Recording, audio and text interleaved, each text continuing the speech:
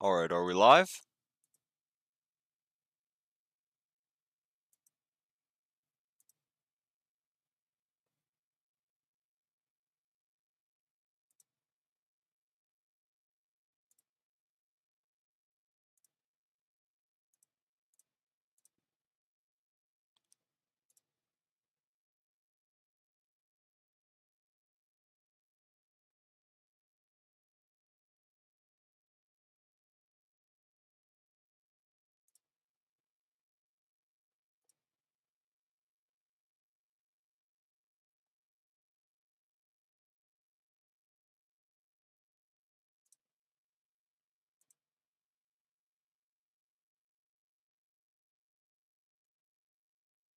Okay, definitely live. I can just hear all the mouse clicking.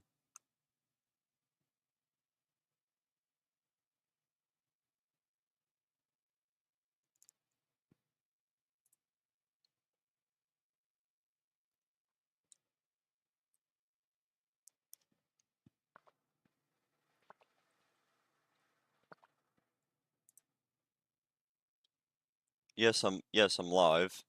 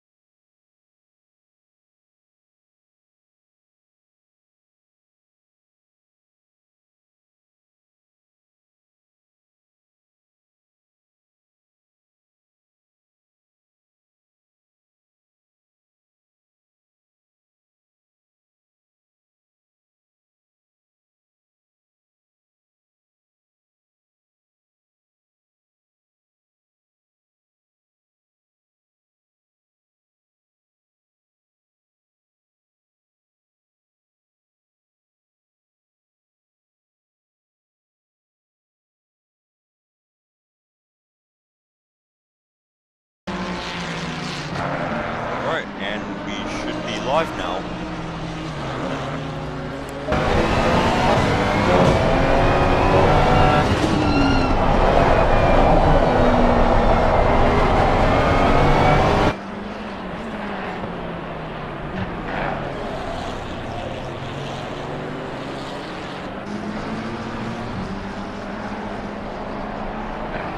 Alright, one more mic test before I start talking a bunch.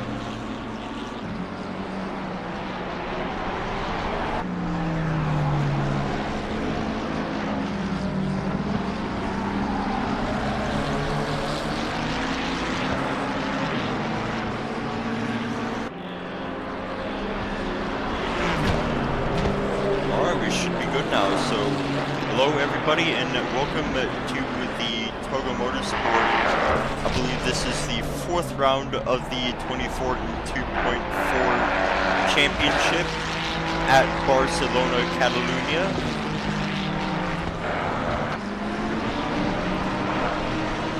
And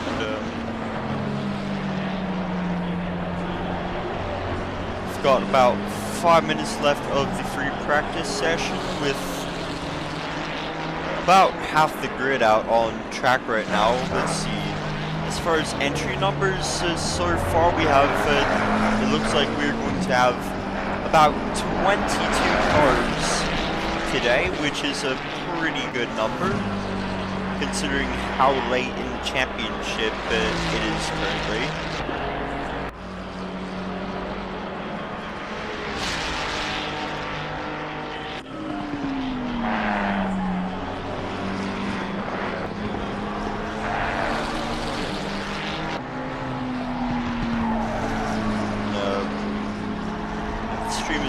Good, thankfully. Just checking things back and forth right now, just making sure everything is good. Don't know why that really needs to be known, but hey, it's something to talk about. There isn't much happening right now. It's just a practice session with. Looks like our lap time to beat is. I want to say the lap time to beat today for qualifying is going to be maybe a 1:43. I haven't raced at Barcelona in a while, so I'm not really sure what the optimal lap times are.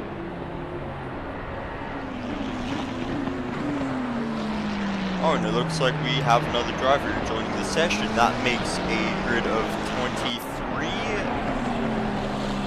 at this stage of the free practice session.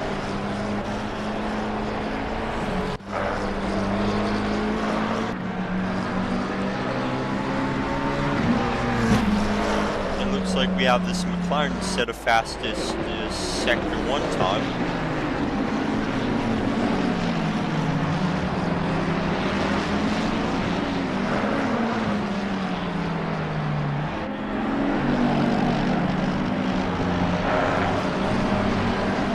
Yeah, I wouldn't be surprised if the lead cars dip into the area of 1:43 lap time. Although the track grip isn't optimum right now, we still have the Ferraris and McLarens and all other vehicles here still shredding the track like it's nothing.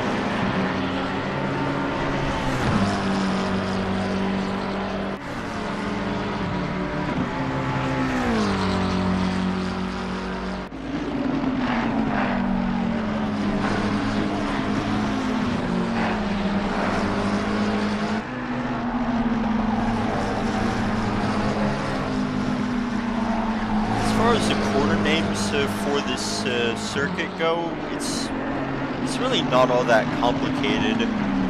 Maybe I might actually pronounce them correctly this time. I mean, most of them are just like brand names like Elf, Renault, Repsol. It's just straight up the corner names. Like that one that McLaren just went through, that one's just called Seat, and this one's just called Worth. It makes life very, very easy, to say the least.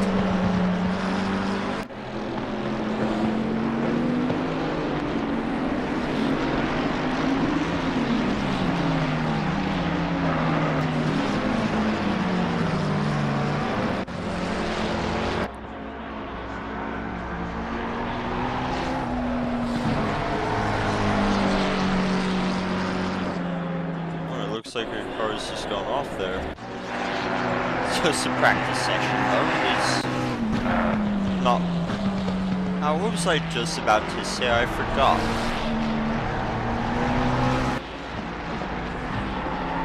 Oh, it looks like this McLaren's here. This McLaren here is struggling for grip, as I'm struggling with my own words.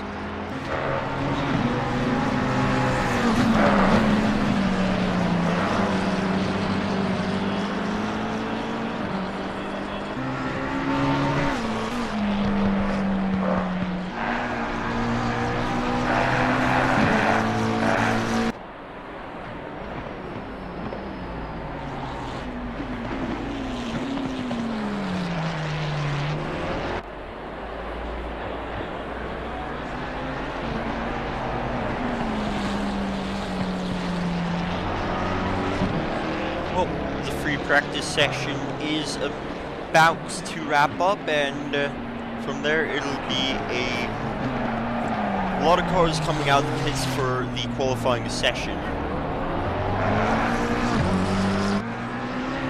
And it's Kiko Gallo into the pits.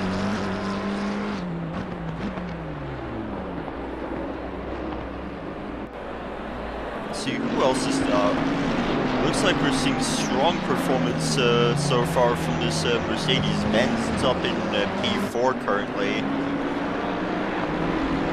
Again, just a practice session, but you could see a very different podium from what we have been seeing lately of just McLarens and Ferraris. Could actually see this Mercedes-Benz up on the podium, or possibly even the number 14 Lamborghini.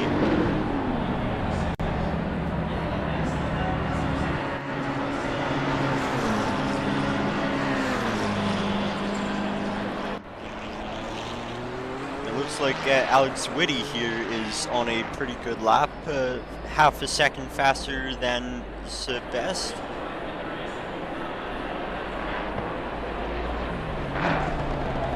Should put him right up in contention with all these other cars on the track.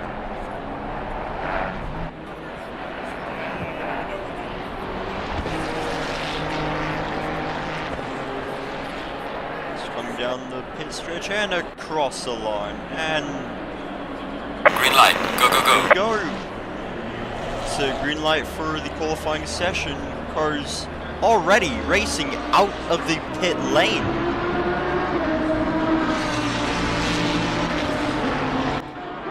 It's already a race out of the pit lane. It looks like O'Sullivan's already won it.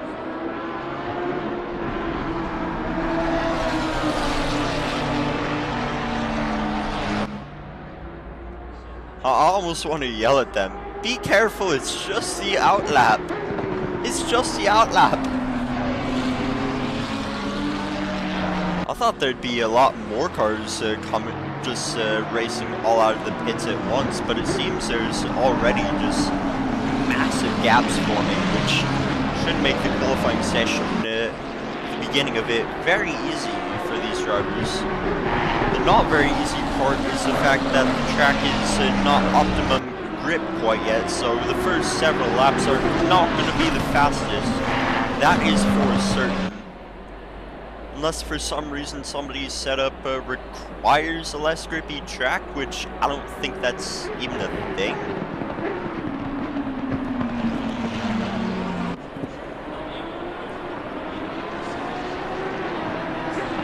But moving on from that, we're going to start seeing our cars starting their qualifying laps.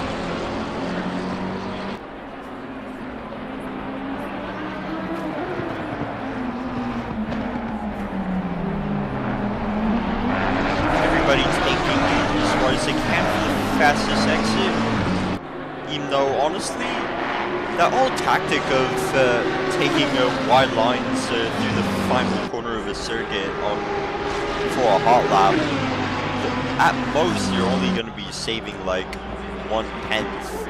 No, sometimes 1/10 is a lot, but other times it might not even be 1/10.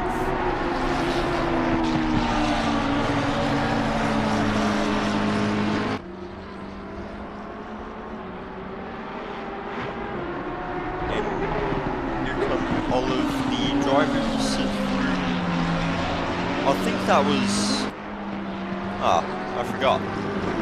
Yeah, that was the Repsol corner, and now they're going into this seat. Ferrari, Lamborghini, and McLaren all coming through all these corners. Through Worth and that other corner. AMSA. See, are their lap times still valid? Yes, their lap times are still valid. Both Cripps and O'Sullivan here. And, yep, Tedder is also still on a good lap.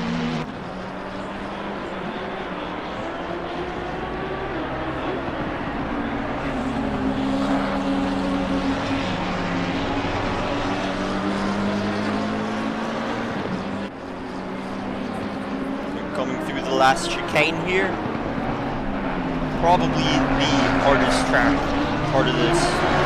That chicane is probably the hardest sector of the track to get perfect, especially under pressure like qualifying. And we have cars across the line, a bar of a mid 144 set as the first lap.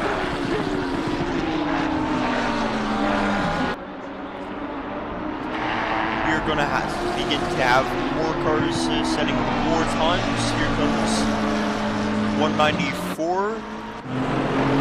That's not 194. No matter.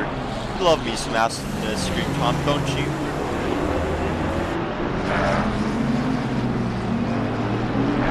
It's a very interesting color combination. Honestly, it's hard to pick any kind of color combination to ruin an Aston Martin. You can have a color combination that wouldn't work on any other car, but you put it on an Aston, I don't know. Does a color combination make the Aston better, or does the Aston just make the color combination better? Or do I just like Aston that much? Questions can probably be answered at a later date.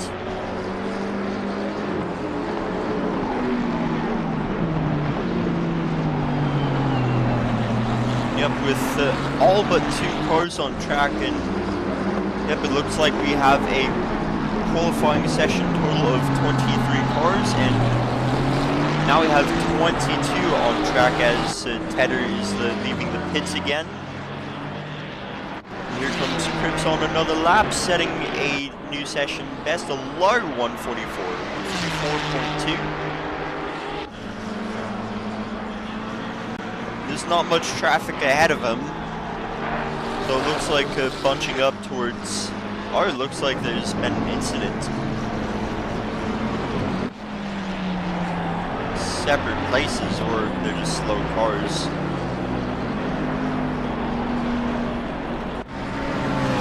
We have more cars coming across the line and setting some times.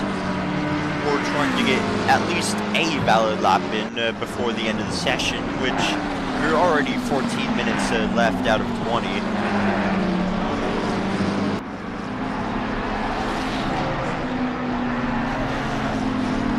Let's see, let's tune into the 51 McLaren of Jamie O'Connor coming through the chicane here.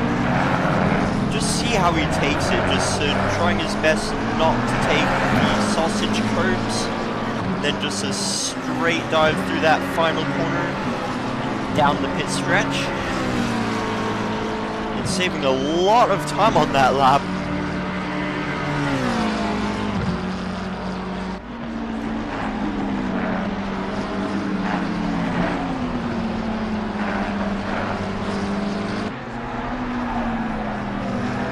The track still has yet to get more grippy.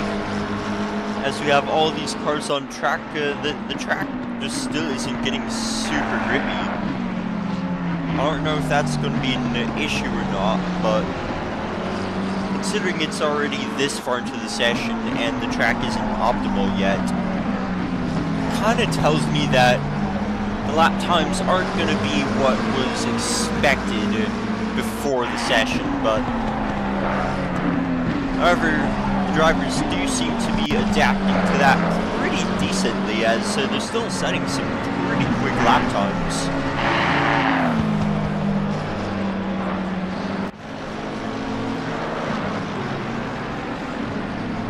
Are there any other cars to tune into? We got the number 327 Bentley of Matthew Hughes coming through the chicane here. Taking those sausages really hard. The Bentley must just be able to do that. I mean, it's called a boat for a reason. It's just such a massive car, and he's pulling off the line. See, here's O'Connor again coming in through the chicane. Seems I'm not exactly sure what the exact weights of all the cars are. However, it seems that appearance wise, the McLaren is very, very light compared to the Bentley. And I'm not sure what that really has to do with the sausage curbs and whatnot, but the McLaren just can't take them seemingly quite like the Bentley can, or perhaps the Aston Martin. And speaking of Aston Martin, I want to see how Liam takes the sausage curbs in the chicane. Because the Aston is another car that I find it to be very good over curbs. We'll see how he does it.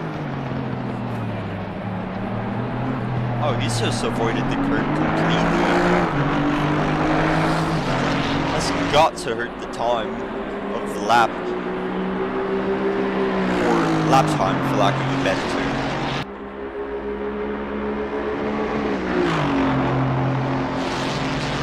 Let's see, are there any other sections of the track that are rough? Maybe besides... I mean, I know that second corner right there that the Aston's just gone through is a very rough one, because if you do something wrong with your turns there, you're gonna end up inside of the wall.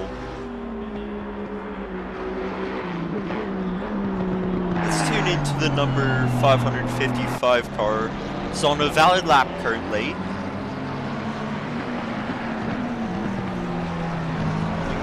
Through the corner here. And here's that really hard, long bend there. A little bit wide, almost invalidating, but not quite. Careful not to hit these sausages in the McLaren. Oh, he's gone a little bit wide there.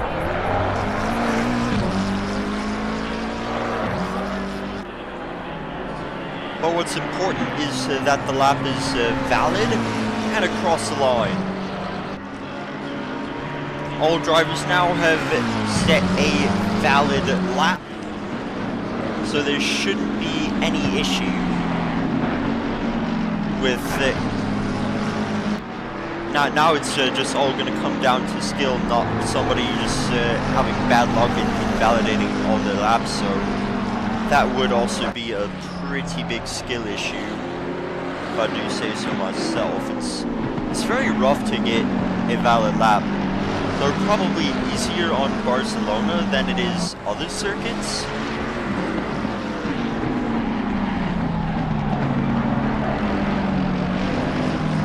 Let's see, is there anybody else on a nice, good, solid lap? I suppose we could follow the 787 car for a lap as he tries to go for pole position. Very close behind Owen, who's set a almost 144 flat, still on a not grippy track at all. Track grip is still fast as opposed to optimum. So a lot of tires, lots of squealing from this Ferrari. And it very wide there, still keeping it together, still being chased pretty closely by Chris Tedder.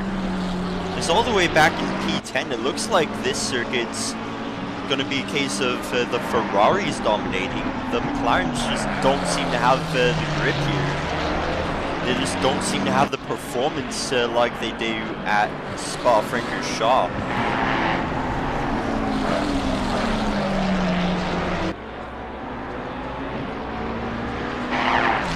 Barcelona is also a circuit that is incredibly hard on the tires, so I've seen a multitude of different pit strategies being taken for this race. Some drivers doing a two-stop strategy, some attempting to do a one-stop, which seems to have worked at Suzuka, but Suzuka is also really hard on the tires, but I think Barcelona is worse on the tires than Suzuka just because there's almost no just incredibly slow corners.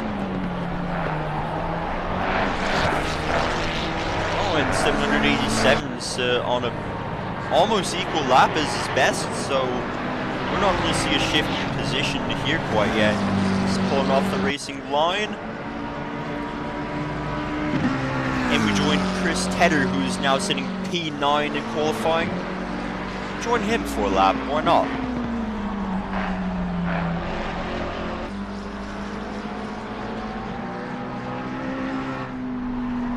Trying to get as good a corner taking as he can through that very wide.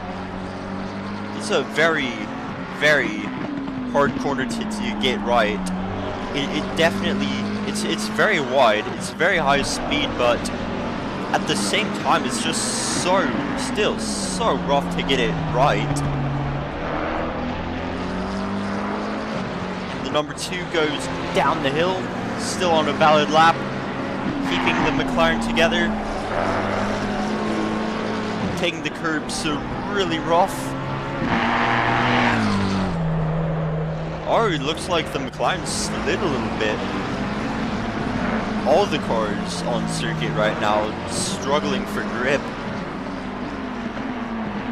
And looks like out of our top 10, 5 of the cars are Ferraris, and then we got 4 McLarens and a Mercedes-Benz number 125 car.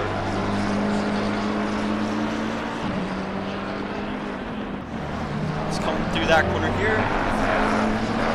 And again, you see the McLarens, they do not want to take those sausage curbs at all.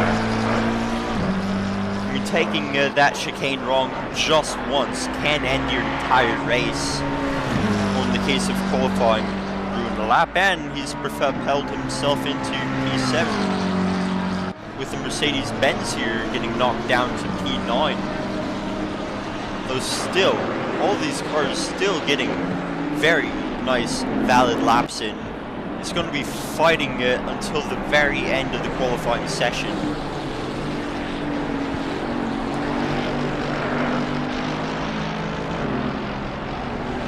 I do have to say, there isn't a whole ton of... Oh, and he's almost been heated by a Ferrari, but seems not to have affected him too badly, though his lap is now invalid. Gonna come through for another lap.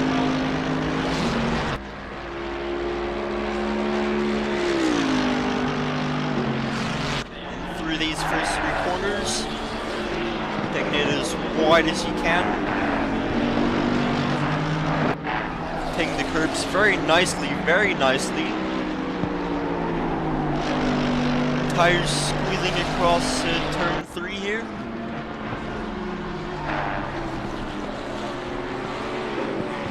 And into Repsol.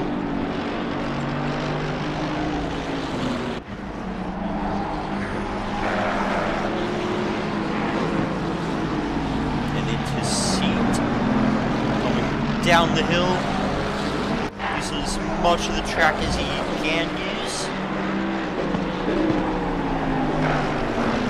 No, I have to say, oh, he's just invalidated his lap. I was just about to talk about track limits, and it seems as far as Formula 1 has been going, there's a lot of controversy surrounding track limits rules. As this is a video game, I mean, all the track limits are preset by the developers, so you can't just adjust the track limits or just suddenly make new rules. The GT cars are allowed, in this game, at certain parts of the track, you are able to go over the white line that in Formula 1 would invalidate your lap, according to the FIA. But here, you're allowed to exceed that at times, as long as you're still within the limits that the game has defined. It's a very interesting concept, track limits is. Because here, again, you're able to exceed that white line that Formula 1 wants to whine a bunch about. Is there anybody else on any super good laps? The track grip has not improved at all this session, which I find to be quite strange, but it looks like number 787 Ferrari is making a hard bid for pole position right now with a faster lap than any other lap currently. As far as the Delta goes, currently 4/10 faster, almost 5/10 faster than his best lap. So even a small mistake and he could still have pole very nice and comfortably.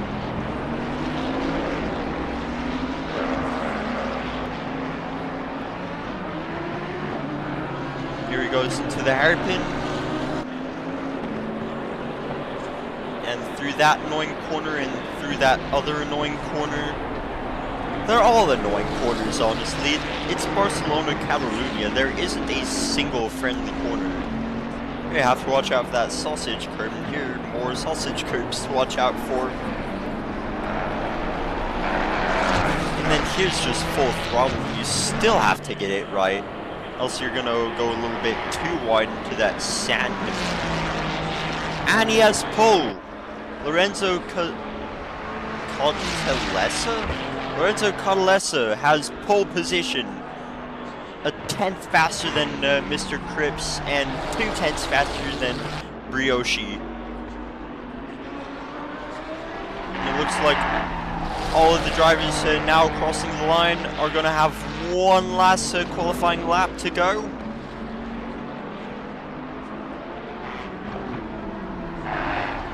Looks like, oh, he's not going to get another lap in, unfortunately. He's going to have to settle for a lower position than preferred, but it is what it is, and there's still another 2 hours and 24 minutes of racing to be had.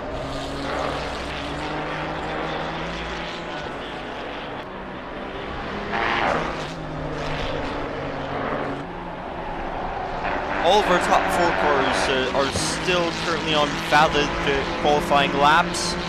Still, all of them having a great chance of slipping in a pole position.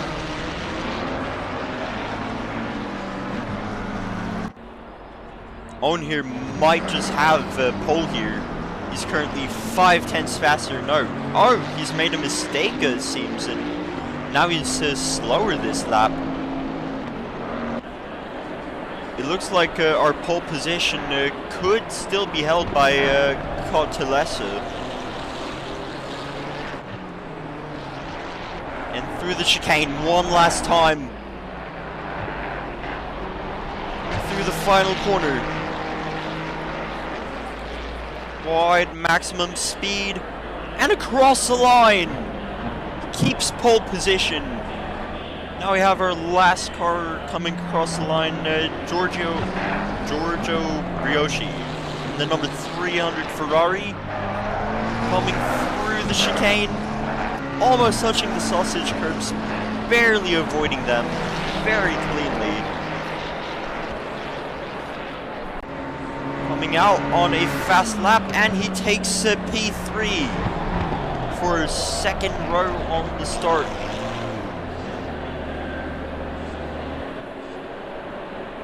Brilliant driving here at TOGA.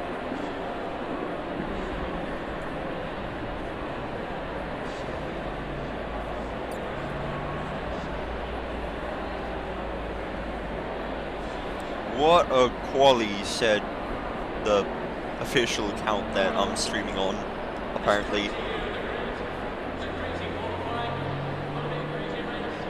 Something like that.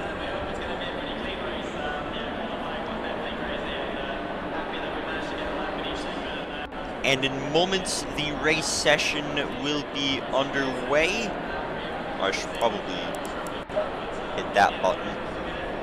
There we go.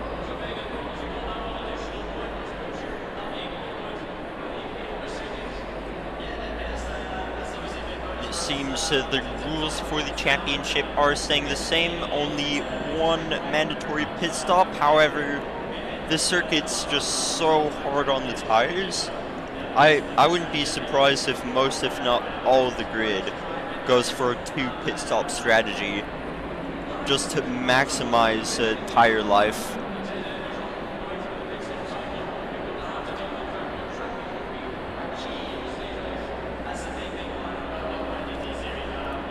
You don't need to see my Windows start screen. You don't want to see it, I don't think.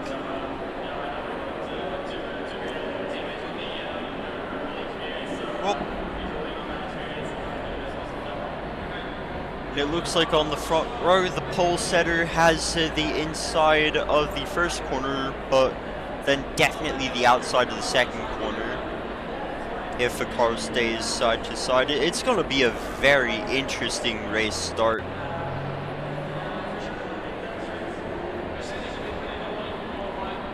And I wish there's a better way to like go down the grid. I mean, I could play with the camera a bit, but I'm not really sure how I would go about doing that, so might as well just do it from the TV cam or something, just kind of going down the grid.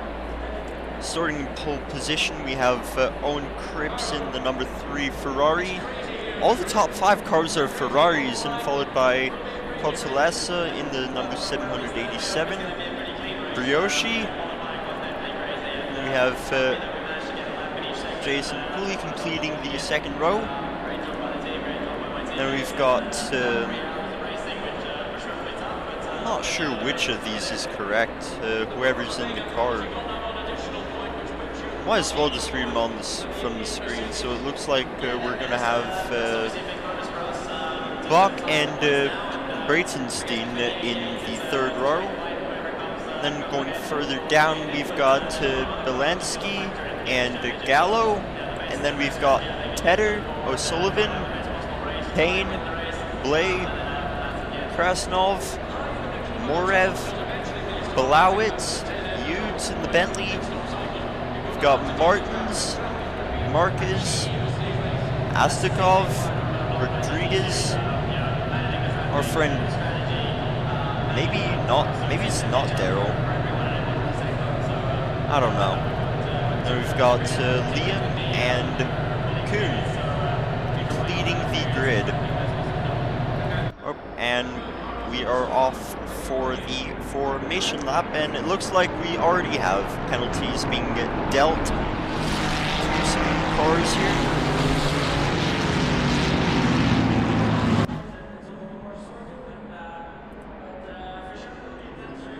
It'll be very interesting for tire heating. Some cars are weaving, other cars are not weaving. Probably to save the tire life, though. Yeah, the track is pretty hot at the moment. I mean, in the United States they use Fahrenheit, so I have no idea how hot 28 degrees Celsius is. I'm guessing it's pretty hot. Here, let's see here. I can just pull up a quick little converter thingy really quick. Like Celsius, I'm not very smart. It autocorrects my spelling. I don't have time to spell things correctly. Celsius to Fahrenheit. So the track temp is 32 degrees, which is a whopping 89.6 degrees Fahrenheit, which, yes, that is incredibly hot. Especially for northwestern United States, close to Canada. Very cold here. So yeah, that is definitely a very hot track. Going to be very, very hard on the tires today.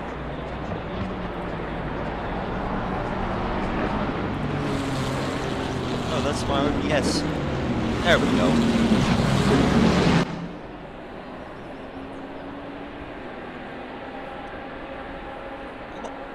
I think we should watch the race start from the helicopter camera. I think that will be a very good perspective as to what's going on. Not a single bit of action. Oh, it looks like some cars are on the grass for some reason.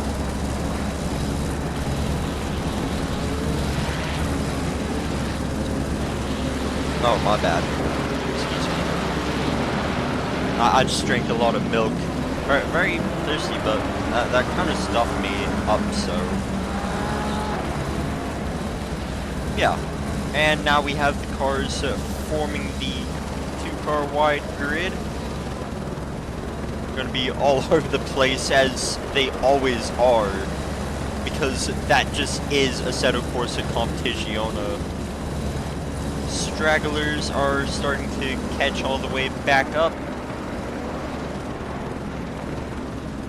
And yeah, I think I'm gonna opt in to keep it on the helicopter camera for the race start, just so that there is not a single bit of action missed. If there's a massive crash, you will see it on the stream. Hopefully there isn't a massive crash. We're about to Green light, green light, go, go, go. green light. Away we go. 23 cars coming into the first corner. Almost. Oh, I can feel the stress of these drivers, and I'm not even in the car. They're coming through the first corner. Lots of cars, so we're looking as far as 4 wide. Doesn't look like any massive incidents so far. Very nice lead. Oh, and it looks like there's some cars off. Oh, so Sullivan now all the way in the back. It looks like a Mercedes-Benz also off the track. Seems to be a very messy start for some of these drivers. It looks like in the lead, it looks like Costelesa has already passed the leader and has taken the lead. Oh, and someone almost ran into somebody else. It's going to be really hard racing from here on out. 2 Ferraris battling it out here now. Live timing starts to update itself.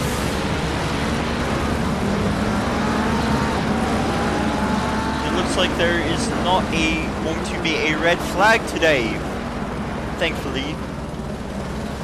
No, there was not a red flag. Very, very clean start today. Well, mostly clean. Definitely a number of incidents, so that took out some of the top 10 cars from qualifying. But we still have an entire 2 hours and 22 minutes left of the race. Cribs trailing very closely behind Costelesa.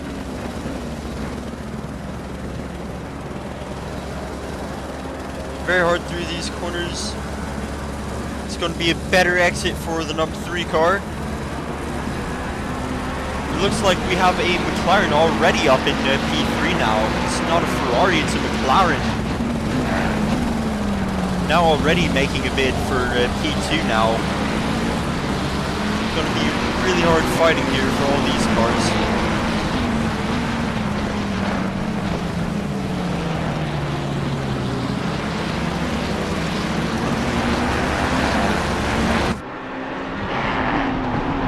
Get a nice, better track view here. It looks like these lead cars are not going to let up off of each other at all. It's just going to be a train for the next several laps until somebody makes a mistake or somebody else crashes as a result of somebody else's mistake. While there's so much that can go right for some drivers, it can all go wrong for other drivers. And that's just racing sometimes.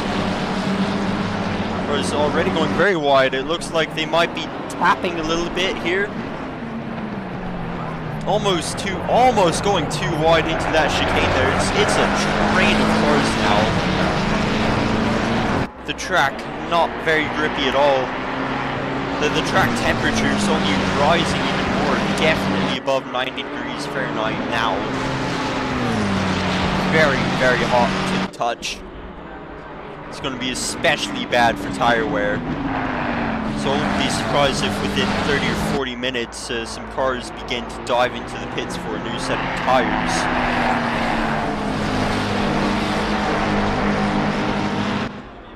And it looks like the gap now is letting off a bit as the 2 Ferraris in front begin to run away from the McLaren behind. So the gap is still very close.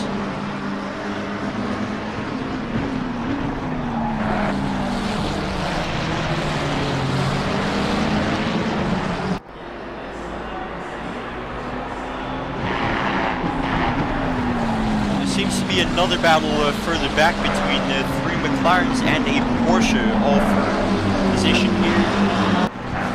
Currently on lap 3. lots of battles beginning to unfold as these McLarens are chasing each other down. The leader goes through the hairpin, and here comes, we're only at P8, already coming through the hairpin once more. All these cars are very bunched up, 2 laps, 3 laps in. Well, there is a massive gap now.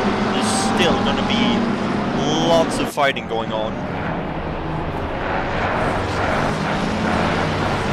And here they come through the chicane. 43 going a little bit wide, being contended for position by 444. And 444 is by Kiko Gallo in the McLaren, the yellow one. Yeah, that one. They are very bunched up together. We could see an incident here if they are not careful. Porsche as well. And it looks like 134 makes... Oh, and 444 is spun out. He's out of this fight. He is out of this fight. P8 goes to Stefan Blay. Now being chased by number 43, Slater.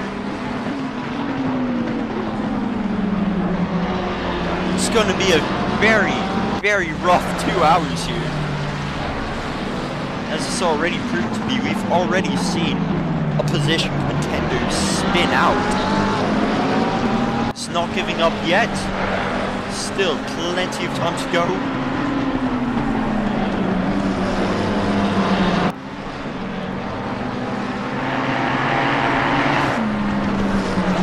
Here they go through that high-speed corner. Approaching the hairpin, still seeing from this camera lots of cars bunched up together. Oh, and the Mercedes-Benz has gone off. That's not the right camera. Yeah, this Mercedes-Benz is having a rough day, it seems. It is now stuck in the pits, so I'm about to be dead last. Real unfortunate. And we have the battle for the lead. Cripps looks like he's going to want to make a move down the straight. 787 takes the inside line. Very close battling. They touch! And number 3 goes wide. The 787 keep the lead. Yes, he does. So, oh no, he doesn't. Cripps stays ahead. He's probably going to might have to get that position back. That's an off-track overtake, in my opinion.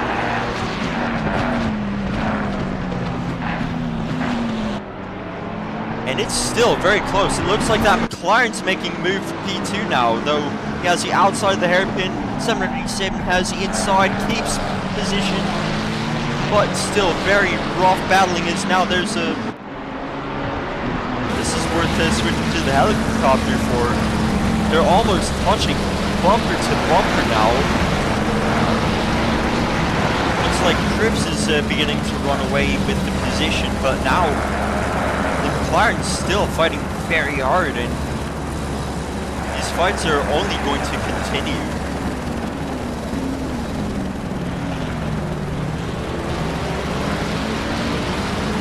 In an update on the Mercedes-Benz, it looks like he has taken a DNF, no longer in the server, leaving 22 cars left.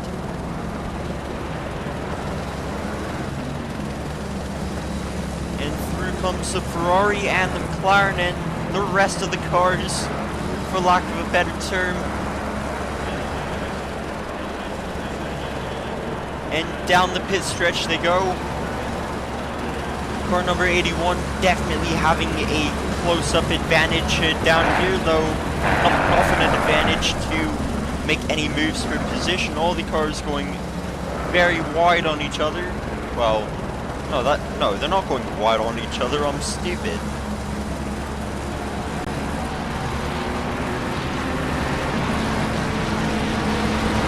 Yeah, that turn 3, very hard to get perfect entry and exit in that corner.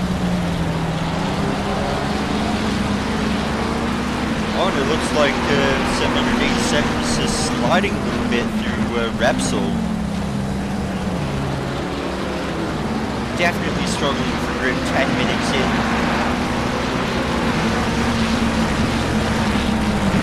I have to say it's only 2 minutes in. We still have our 2 hours and 14 minutes left.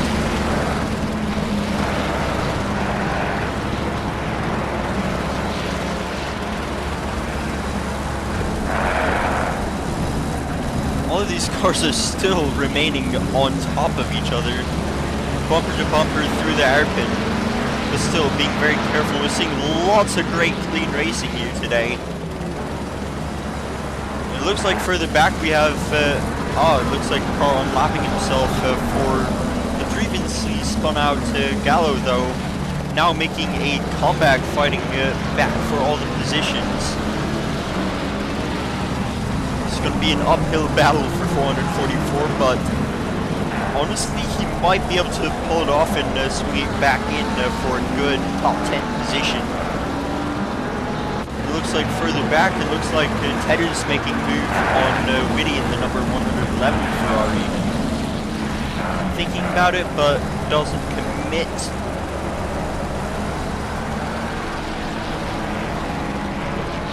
Now see lots of sliding and struggle through that turn 3 still, though.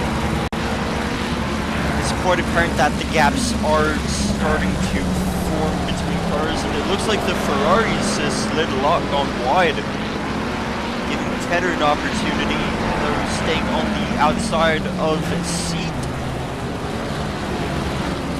Gonna have to still settle, keeping E6. Making move a different corner.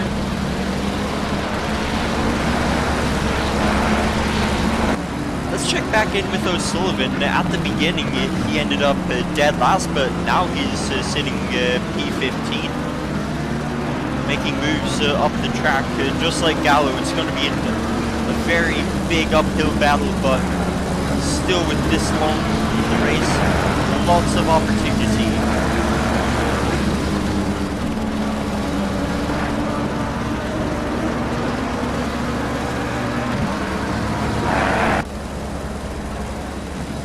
Joining the top 3 cars again, it looks like, oh, that Ferrari's just taking the curve pretty bad.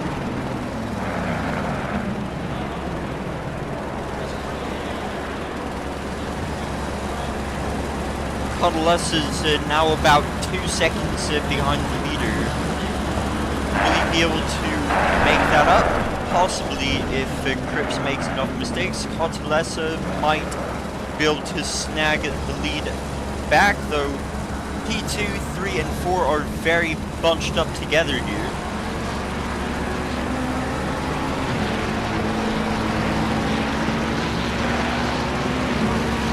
As they come through reps, it's almost contact between the McLaren and Black Ferrari.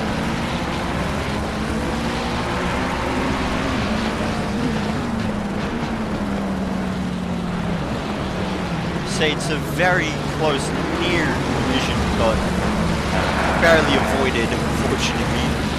Would have been very bad, and that'd be 2 very angry drivers at the end of the race. Oh, and the McLaren goes a little bit wide, losing the speed advantage to car number 101. Come the cars through the hairpin. Cauteles, Polanski, and Cooley. Very bunched up together. Though it looks like Cripps is running away with the lead very nice and comfortably. As now the gap between P1 and P2 is now 3 seconds as they come through the chicane. Lots of pressure from behind. Means that it's going to be harder to stay focused on the track in front, as you're always worried about the car behind, or you're having to brake earlier for the car in front, as do not, and the cars are going inside onto each other. Very close and bunched up together, very close, very close. 101 backing out of the corner as to not ruin the McLaren's race. Very wise move.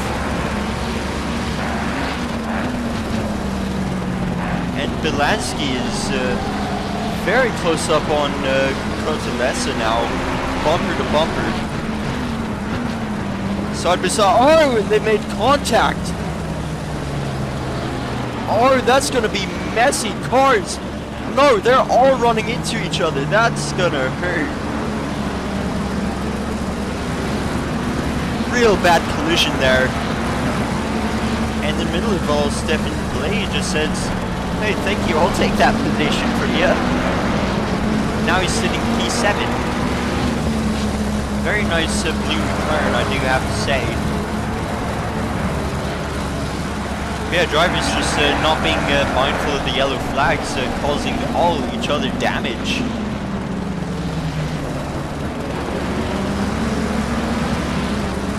It sucks, but sometimes mistakes are made by different drivers, and still, there's still lots of time left in the race. But I think that could be a cost of any chance at winning the race for all of those drivers involved in that incident. But it seems the drivers who made it out very flawlessly is and benefiting from that incident is car number 111, car number 2, Alex Whitty and Chris Tedder. I have to say, I very much am a fan of Tedder's livery. The number 2 car doesn't have the proper number board, which gives an opportunity to put your own fun number board onto the car. So he's sliding around a little bit, still keeping the car together, coming through the seat, and coming down the hill. Yeah, that pastel yellow-blue, it's very bright, not very vibrant, but very bright. I mean, that's the point of it. You combine the pastels and they do together become vibrant, but it's better not to have super oversaturated colors on the livery. As if you have maybe a black car or a gray car, and then just out of nowhere you have a super bright green that kind of throws the balance of the livery off. And that's what I have to say is good about this number 2 McLaren gears. The colors blend nicely together. It's a nice blend of pastels, the yellow and blue as... Oh, that Ferrari's gone wide now. Tedder's making move for P3, coming on the inside, cleanly taking that position now. Unfortunately, losing the straight line advantage, not longer having the draft.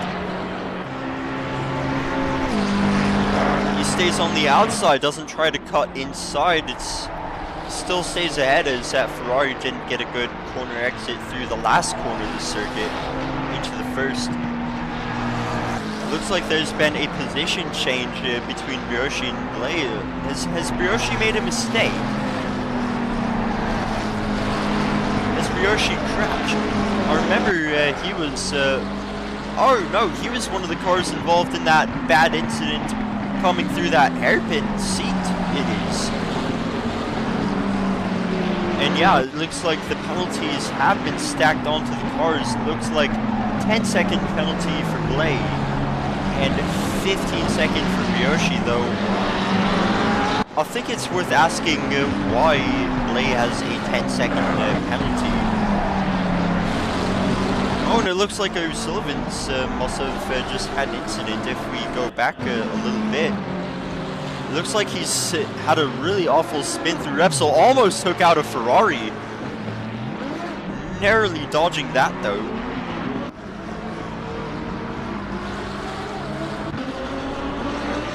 Ferrari would have been out of it.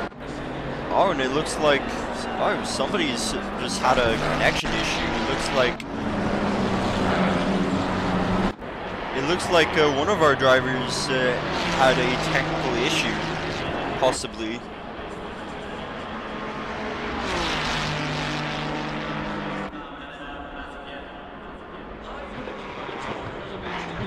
Attempting to look at the standings, but something does not seem right. Looks like a car's just had a connection issue and then just appeared back on the track, though. Yeah, we're still at 22 cars. So there's that at least. Owen now having a comfortable lead on the rest of the pack, now 5 seconds ahead.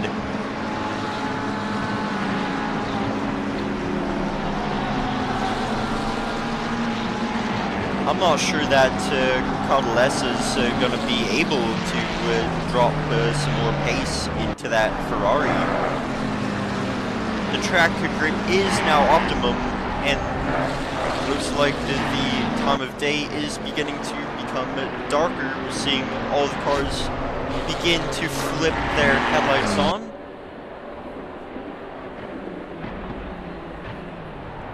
And it looks like we're having a battle here between the 211 McLaren and the 462 Aston Martin Power. I do have to say, I love my Aston Martins.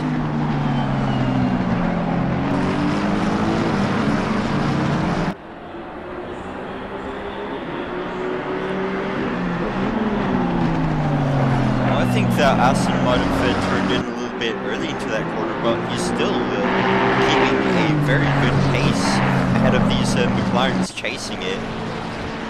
I know a lot of people have been complaining about the Aston Martin being a bad car, but I've tried to switch to the Ferrari, but I don't think anything tops the Aston Martin. The Aston Martin it looks such a good car. Think of GT3, you should be thinking of the Aston Martin Vantage. The Vantage is definitely a proper GT3. It drives like one, it feels like one, it looks like one. Everything about it just says race car.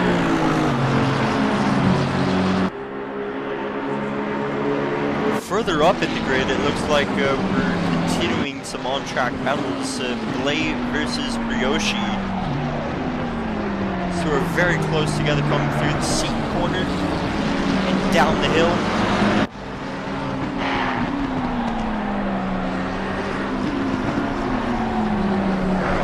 And now up the hill for both of the cars.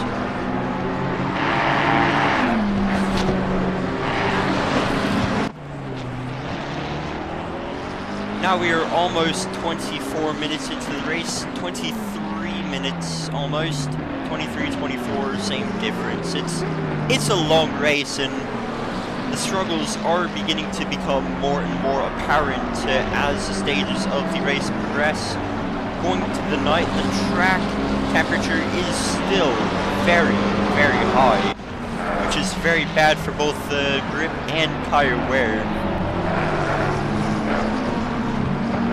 It's just going to be up to how the drivers manage it. Looks like that Ferrari's taking some sausage curve there. It's going to have not as good as an exit. It's going to lose some ground on Stephen Blay.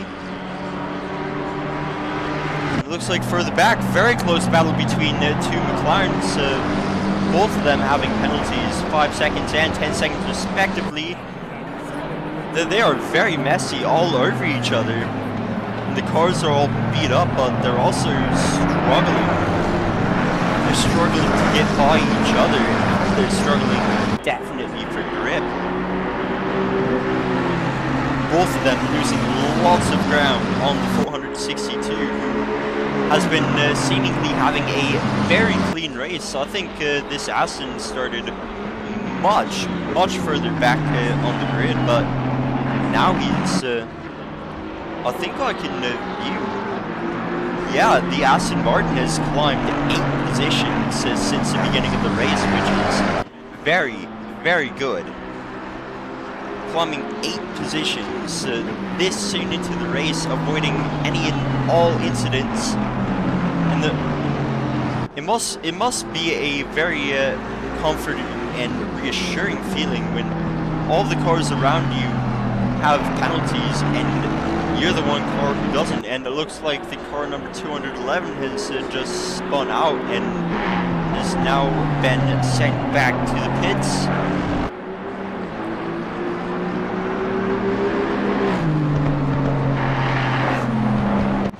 and is now opted out of the race, leaving 21 cars left though. According to my... Hey. Anyway. What was I saying?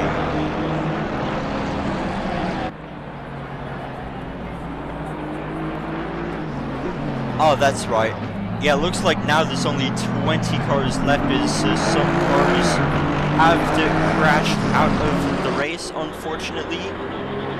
Either crashing out or having some technical difficulty, though. This Aston Martin here is one car within its vicinity that does not have a penalty. 2 McLarens behind it, penalties. Let's return back to the on-track battles. It looks like Slater and Krasnov are having a close battle, Porsche versus McLaren. This is the closest battle on track right now, this Porsche and McLaren. Slater over these past couple of races has definitely proved that he is willing to take endurance to a sort of level that he's just able to keep the car together. I think this Porsche has had some issues in previous races, having to DNF, not able to keep the car together, and in the short run that Porsche can be quick, and in these short runs, single races, position does matter, and so does the championship, but as far as the championship goes, it's not only position that matters, but it's also points that matter. So, in a single race perspective, this Porsche seems to be doing well, but as far as points go, I think this number 43 McLaren here is really got it in the bag above the car behind, so there's not going to be a ton of stress, although Porsche is all over the back of him. It's going to start to get really close here. And as this battle unfolds, the cars behind the Porsche are starting to catch back up. And speaking of catch back up, Kiko Gallo, after having a pretty bad incident early in the race, has been able to make up position, is now beginning to battle once again for those top 10 positions. And speaking of top 10, Stefan Blay and Hiroshi both having some pretty hefty penalties, 10-second and 15-second. So definitely going to impact their ending of the race. Actually, they don't apply to the end of the race as long as they pit, which don't have any choice but to pit, so we're going to start seeing lots of position shifting as cars start diving into the pits, cars needing to serve their penalties, so there are only 20 cars on track currently. It looks like it seems that Ryan O'Sullivan's going to be opting in for a two-stop pit stop strategy. Go revisit him, he's way behind in dead last, or he's already served a pit stop for damage repairs, because we have seen his car, it was definitely beat up. However, now with the car being in perfect condition, now there shouldn't be much an issue, and it looks like there's been an incident for the number 27 McLaren. If we go back a little bit, looks like he was ahead of the number 49 car, coming through that hairpin there in that one annoying corner. This could be where it happens through this corner here. Yeah, he's just hit the grass. He's gone a little bit airborne almost, and it's just spun out. Fortunately, not hitting anybody else or suffering any massive damage to the car, but now he is coming to the pits, probably for a new set of tires and refuel, as I have to say over and over again, Barcelona is a very, very hard track on the tires. And even as the track gets darker and cooler, the track and the temperature itself, they're just not going down. The track is going to remain very hot through the duration of the race. I think every single car here is going to have no choice but to take a two-stop pit-stop strategy. It's like very wide lines are being taken here. And Porsche down the pit stretch. It's a train of cars, I think enough worth taking it to the helicopter camera and watching the battle from an aerial view. As the gaps increase, decrease, lots of shifting around, lots of fluidity within all the car positions.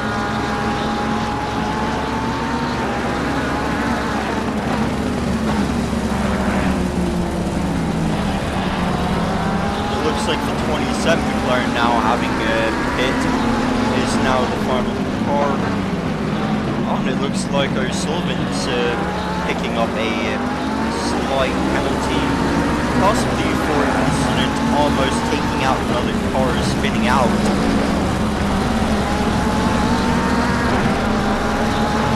In the thought of an endurance race, 5 seconds isn't a very long time, but 5 seconds extra in the pits when you do serve that penalty feels like an eternity. It feels like you're sitting there for an extra minute. And that's just with only 5 to 10 seconds more.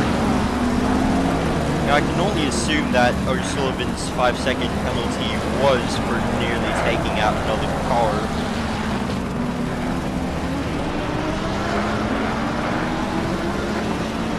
Which it didn't have. Oh! And it's contact between Gallo and the Porsche.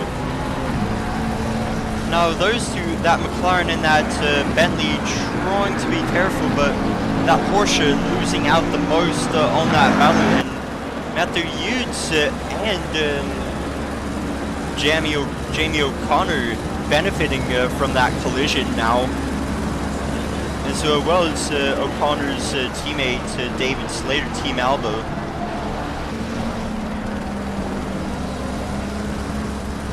Looks like Hughes is keeping it nice and comfortable ahead of the McLaren now. It's going to be a very tight battle. Honestly, it looks so close between this Bentley and McLaren. I'm a little bit surprised that they didn't end up colliding massively. Yeah, that's going to be off. And it looks like there is a car in the pits, the number 250 McLaren of Morev. Like he's coming in for his first pit stop of 2 of the session, most likely.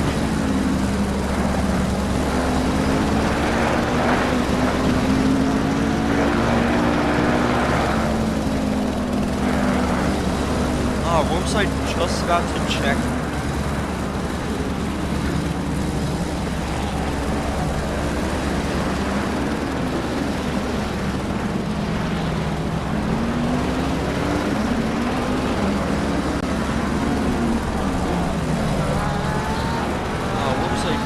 About to do, that's fine. It's doing something. I guess keeping up with this race now, looks like I don't think anything massive has happened though. Oh yeah, Gallo's now racked up 20 seconds in penalties. It's not good to pick up penalties, obviously. Yeah, he's still going to be trying to fight that Porsche. This whole race for Gallo has just been an uphill battle, and it's not looking any better. Now slipping by the Porsche, the Porsche seemingly not really fighting it, because I'm pretty sure Krasnov knows that the McLaren in front of me has a 20-second penalty. I'm gonna get that position back as long as I stay close behind. Because, well, Gallo probably has more pace than Krasnov. He definitely has 20 seconds more penalties than Krasnov, which majorly impacts what is going to happen later in the race. It looks like 51 is still fighting the Bentley. Pink and blue, still Bentley. Only Bentley on track. And it looks like, I was gonna say earlier but forgot to, as far as the core variety goes for this race, it's really been like the entire grid is either Ferraris or McLarens, and then there's just one Bentley, one Porsche, one Mercedes-Benz, which is now out of the race, one Lamborghini. It's like, so this is like, it's almost comparative to World Endurance Championship variety, the way in World Endurance the last several years. There's been so many Porsches and Ferraris being run. And then as far as the rest of the GTE grid goes, there's just a single Chevrolet and just 3 Aston Martins, maybe even 2 now. Like, there really is not variety, which I think is a driving factor for why World Endurance has opted in to switching the GTE class to GT3 cars rather than GTE. As now there's a lot more opportunity for variety in the class. There's going to be a lot more manufacturers wanting to make a bid, and that also has a lot of potential of helping the hypercar programs of all the different manufacturers, because when you have manufacturer interest entering a GT3, they're likely to also take interest in producing the higher class car as well. You see Aston Martin doing it, you're seeing Lamborghini entering a hypercar, and more than likely GT3 as well. World Endurance Championship definitely has improved in variety over the past couple of years. I know before they made the switch to the GTE field, it used to be very lively, very diverse. It went as far as like we saw Lotus, we saw Ford, BMW, and then it's just slowly degraded into a bunch of Ferraris, a bunch of Porsches, and then a couple of Chevrolets and Aston Martins, and then nothing else.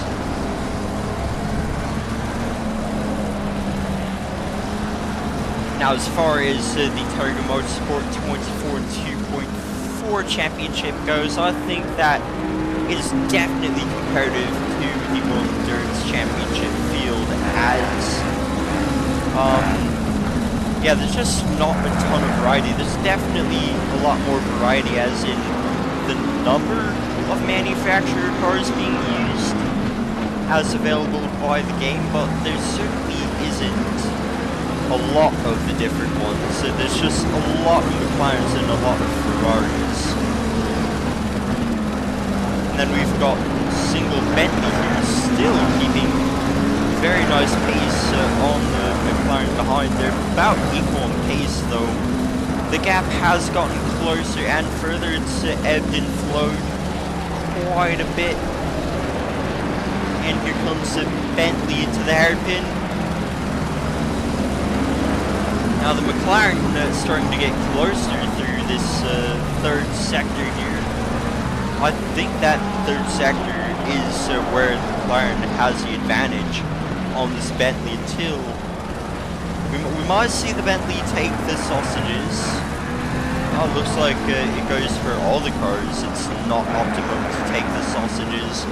So if you do, you could lose some time, or much worse, you spin your car out and ruin your race.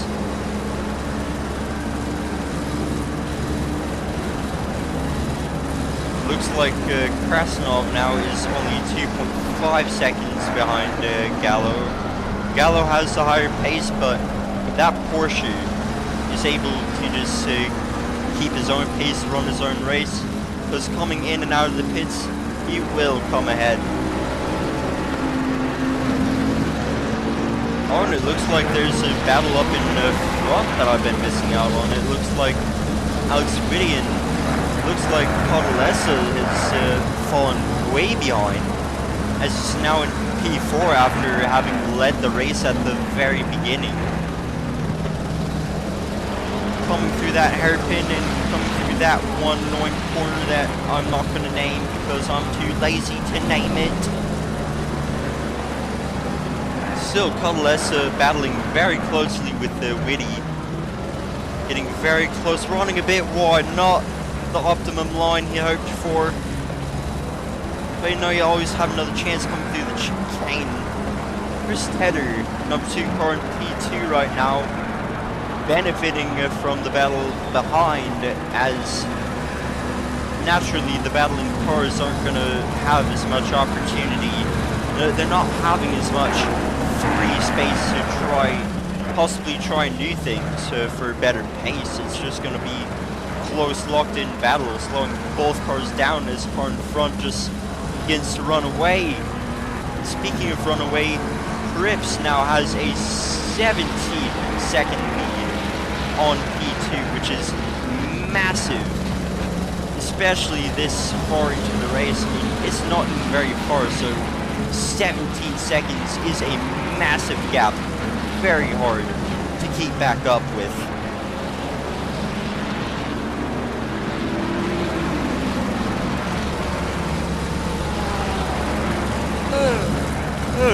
Oh dear.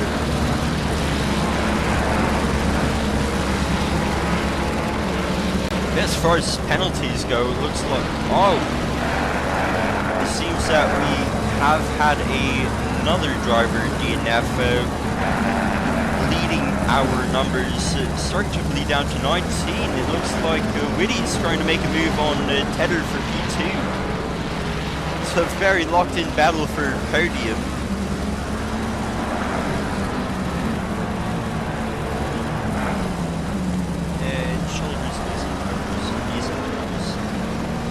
And here they come through the chicane. The battle isn't, the battle's becoming less and less close. I'm gonna have to say that much. It's just getting less and less.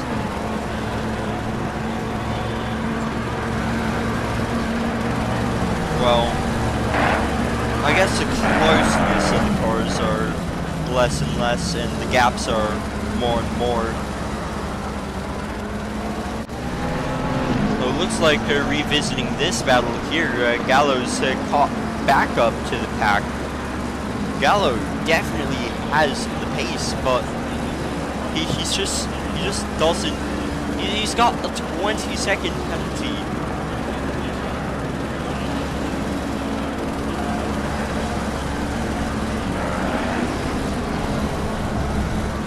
I mean, I think Gallo's situation is comparative to the term. What was it?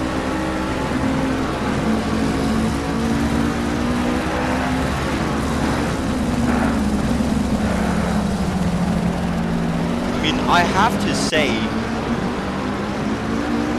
Gallo's situation here is very comparative to the recent meme that has come up. It was an old myth. It was called Sisyphus, and if we just do a bit of this, insert image in new tab, I know I'm not being very nice right now, so to speak, but my job isn't really to be nice, it's to commentate. And sometimes when you're commentating, you have to make jokes, which I guess now is not time for the joke, because it looks like the Bentley's lost the position to the McLaren. Seemed to be a very squeaky clean pass through that third sector, and I think it's been apparent that the McLaren's stronger in the final sector than the Bentley. I'm not sure if that's because of the driver's skill, or I'm not sure if that's due to driver's skill difference or just cars in general. I mean, I know the Bentley lately has just been struggling overall as a car, but it's still holding up very nicely.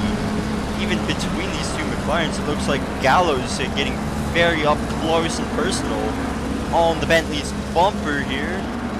Coming through turn 3, the Bentley not having as good of an exit. I think they're staying ahead. Gallows definitely going to want to get by very quickly to continue on his way and try to get 20 seconds ahead of everybody else.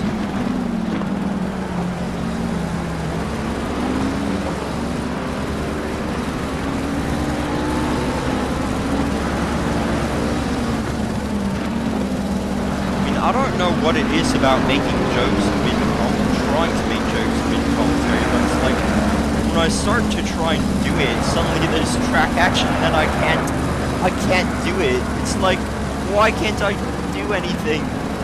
Why can't I do it? Like, please, race, calm down so I can say things and not other things. Gallows still right on the bumper of the Bentley. Hughes is still defending that position like a lion. I'm surprised he hasn't just given it up and thought, okay, he has a 20-second penalty behind me, I'm still going to be ahead. But in the long run, that is admittedly a good mentality to have, that you want to try and stay as ahead as you can instead of just letting a car by, especially if it's for position. Now, if it were a blue flag, that would be a different story. However, it's really not. What was I about to say? Yeah. You obviously in a blue flag can't hold up the driver behind because it's kind of against the rules. And it's just not it's not good driver etiquette, but this is a battle for position. It's not a blue flag, and Matthew Yates has shown amazing racing etiquette over the past several rounds of the 24 2.4 championship.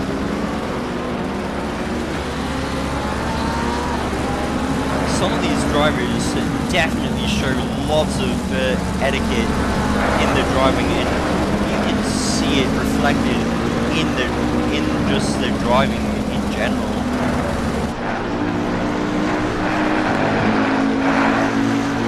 And yeah, just look at that Bentley. Oh, Gallows making a move through the hairpin now, and has made it ahead of the Bentley now. It should start running away, and it looks like we're starting to see some cars coming into the pits. We have Chris Tedder and Belansky both in the pit lane. It's right about a good time for a pit stop. I mean, now seemingly the track is getting much darker, and the Bentley's in the pits now.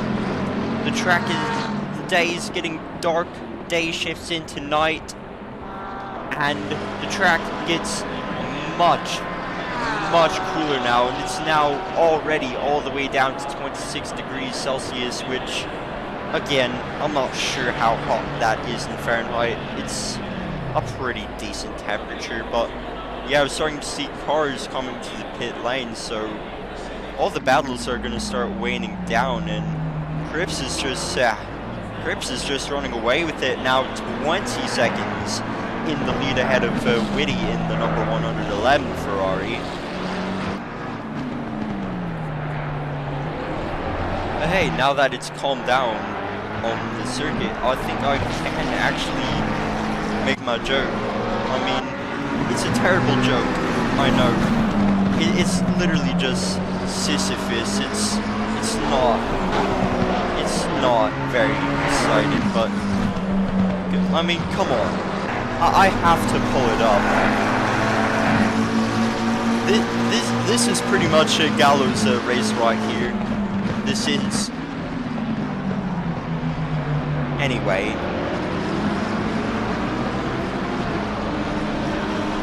What was I on about now?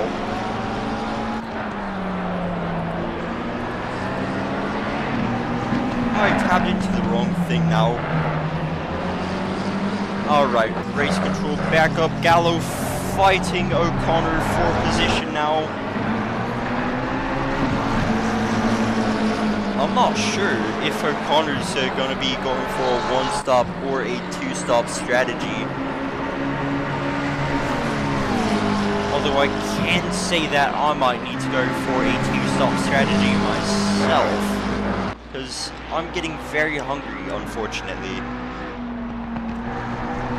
Gallo's still fighting O'Connor for the position here. He's gonna have to turn on headlights soon, and it looks like car number 14 has spun out, is now just stranded on the track and is now DNF'd from the race.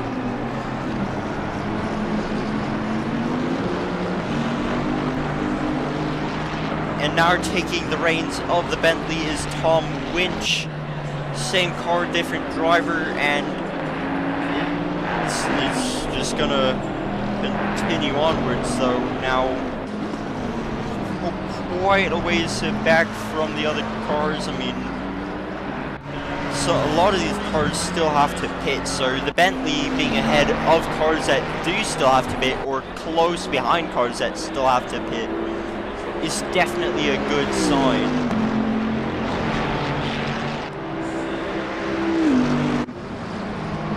O'Connor's not making the pass easy for Gallo, as he's still running it very strong.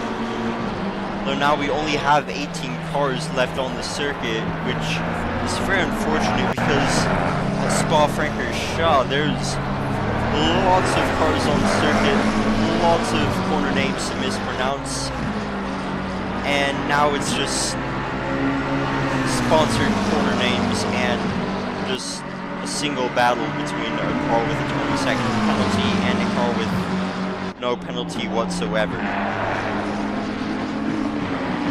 Gallo think about the inside, but doesn't take it. A bit too risky, isn't it?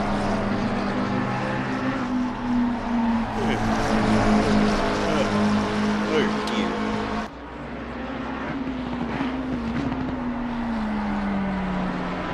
And yeah, now there is not a single Lamborghini on the circuit, though.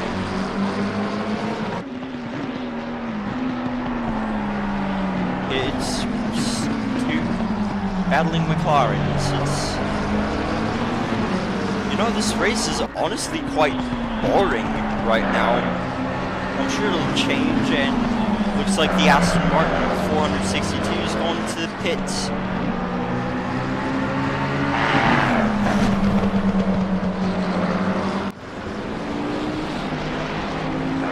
I feel like some cars are going to be opting in for a two-stop, as right now is about an optimal time to take a two-stop penalty, not only to get some fuel and fresh tires on, but also tires that have the correct pressures to accommodate for the rapidly changing track and ambient temperature as the race progresses into the night stages.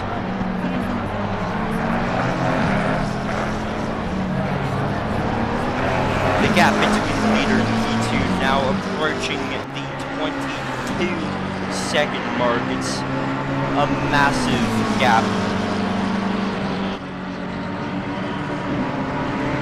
And O'Connor tries to make a little move to the inside, but commits to the outside. And it looks like Gallo slips by on the inside, keeps the inside of the next corner, and is able to take that position.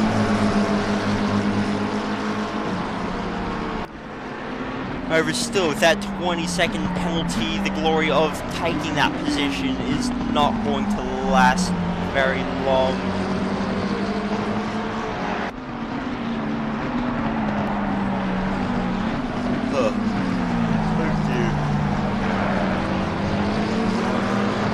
I think I'm going to go ahead and leave the camera on Gallo and leave for a quick little snack break, really quick. I'll need some water, so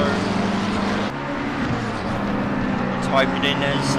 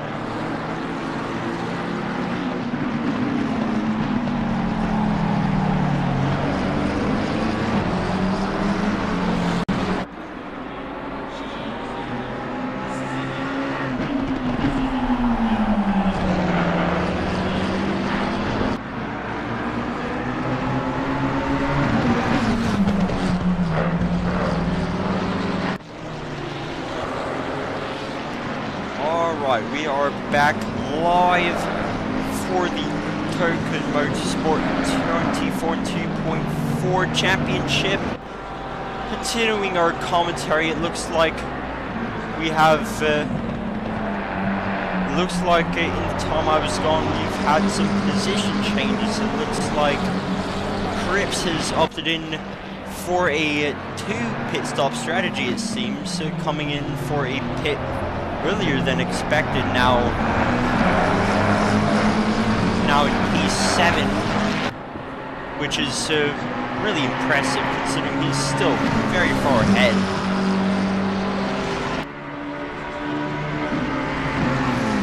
I feel like Cripps was going for, I mean, he might end up lapping a lot of cars. I mean, he's already been lapping cars left and right. My brain is broken right now. I can't think of what to say. Somebody help me out. Ah, yes, it looks like Gallo and now it looks like Slater are now fighting for position. Number 43 McLaren. Gallo's catching back up, but still has 20 seconds to serve inside the pits. I'm surprised none of these top 6 cars currently have gone in for a pit stop yet, because the tire wear on this circuit, as mentioned earlier, is absolutely awful, and Cripps having fresh tires now, it seems, is going to be able to overtake these 2 McLarens with great ease, waiting for a safe opportunity to do so as these 2 McLarens, Gallo and Slater, are battling out, and it looks like Gallo almost spun out, barely saving himself, but now Cripps is right on his back, and coming through the chicane. It's very dark, very hard to see those sausages. You really have to know where they are. Cripps coming for a faster exit than the McLaren in front. Should be able to opt in for an overtake.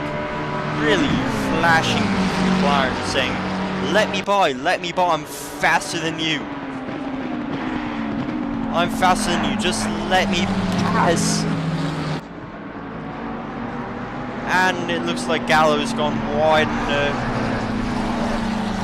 now is flashing Owen back.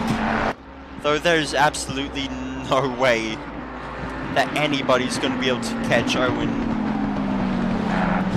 He might have already pit once, but I think with his sheer pace, he might end up passing right by second place car coming on the inside. Nice and clean pass on that McLaren. Very nicely now. Now Gallo coming back in for the battle with Slater. Looks like very close together. Really riding that curb, hoping for a good exit though. It's going to be a struggle. He's going to... No, he thought about diving, but ended up not doing so. Not safe enough to make the overtake itself. Yeah, Cripps now, having already hit one time and is still in P5, in front of cars that still have to make a pit stop, and behind cars that definitely still have to make a pit stop. Looks like the cars that do still need to pit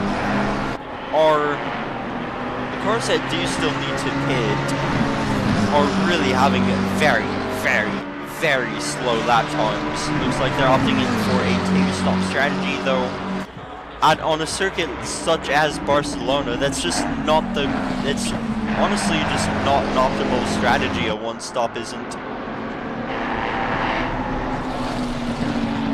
Because to maximize your tire life on this circuit is, you're gonna end up being slower taking 1 pit stop and then having very slow laps on very old tires. You're losing more time that way than you are just doing 2 pit stops, thus using 3 sets of tires, which then at that point you have 3 runs on fresh tires rather than just 2 for fastest lap times possible. I need water.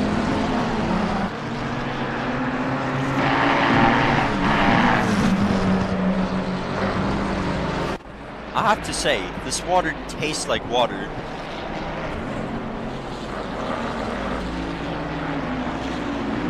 And it looks like there's a question what happened to Cripps.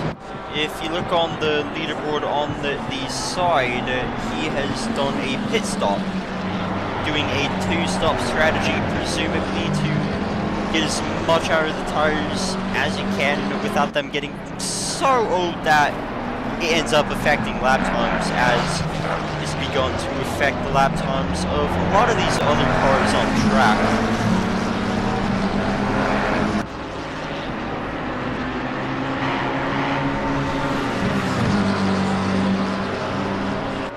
Now, I think I was on about something, but yeah, it looks like Gallo's now starting to fall behind Slater. Both McLarens losing grip, losing all that grip on the hot.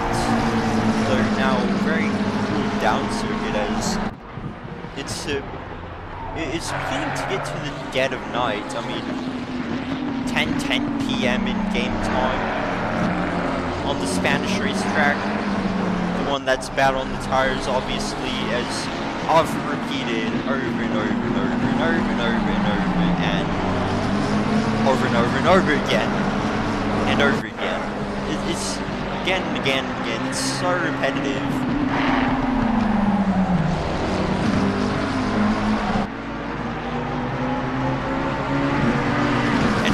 I was repetitive once. Yeah, Gallo now once again getting very close on Slater here. Trying to make a move, goes to the outside as Slater keeps the inside. It's just not able to make the move as 43 closes that door out, and 444 almost spins out there.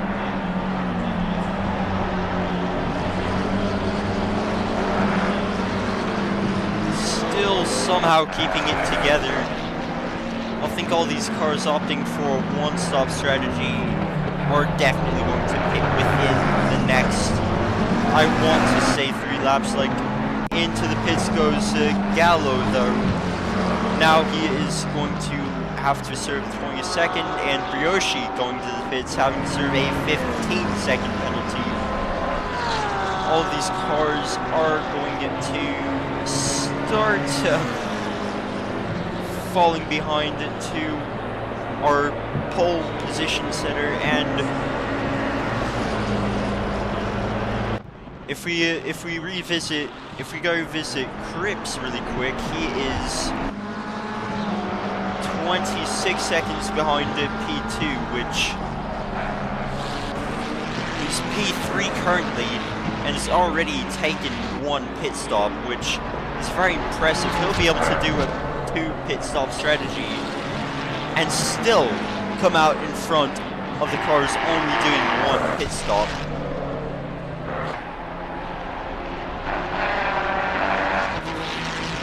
Cripps really is just going to stay ahead of the pack, honestly, because before he pit, he was well over 20 seconds ahead of 2nd place, and now he's going to be even further ahead once 111 and 787 go to the pits, as they've been on old tires and Cripps has been on new tires, and going very, very cleanly over those chicanes. Coming out of that corner here, nice and smooth. Very, very nice lap times, and he's just set a new session fastest lap of 1 minute and 44 seconds, exactly flat. Oh, and it looks like Gallo's spun out a bit or something, and is now flashing, though might just been coming out of pits or something, but he's trying to flash a car by, though it is a back marker, admittedly,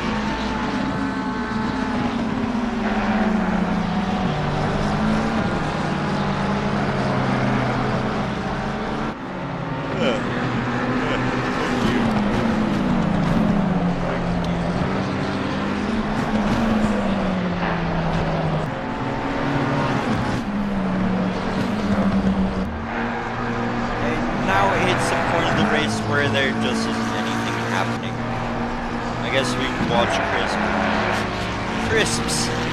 Yes, watch Crisps. Crisps take over back markers. Yay!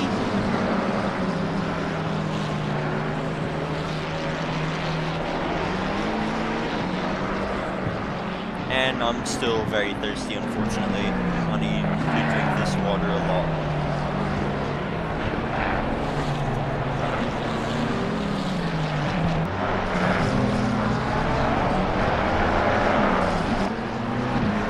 If I'm being dead honest, it's becoming increasingly tempting to pull over a new window over this and just start playing something else.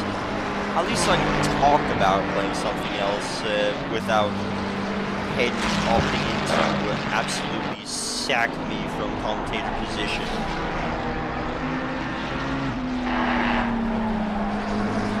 Oh boy.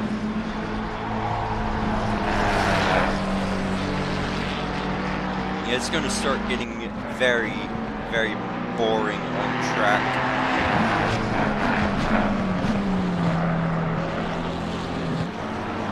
Looks like Cripps is only 34 seconds behind the race leader. Have to think about it on a pit stop strategic. You kind of have to think about it that way. As soon as the cars, I mean, on this circuit, you're losing about, I want to say about a minute and 15 seconds in the pits. So, losing all that time in the pits, Owen has a almost guaranteed chance at winning, and it looks like the Bentley has gone off track. Let's see what happened. It looks like an incident coming through that annoying corner. Oh, not good for the Bentley. Now falling behind, trying to rejoin the track as safe as possible, which he does very well, and it looks like we have another battle finally beginning to unfold. It's Tedder trying to chase down Krasnov, who still needs to start waiting for a pit stop and might actually do so right now, as Tedder has lots of pace and will be able to get by this Porsche almost flawlessly.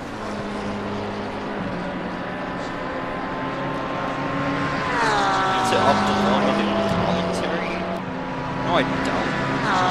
Oh, turn your volume up.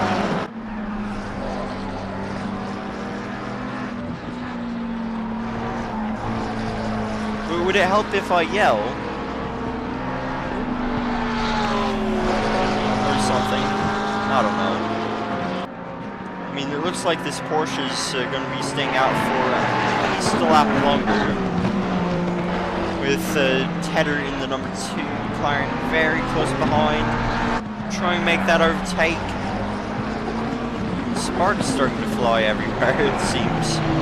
Oh, I do like that addition to ACC, the Sparks. And it looks like the Porsche's letting Tedder by because knows he's faster, and Porsche has to pit anyway. And the race leader, Whitty, in the number 111 Ferrari, is in the pits,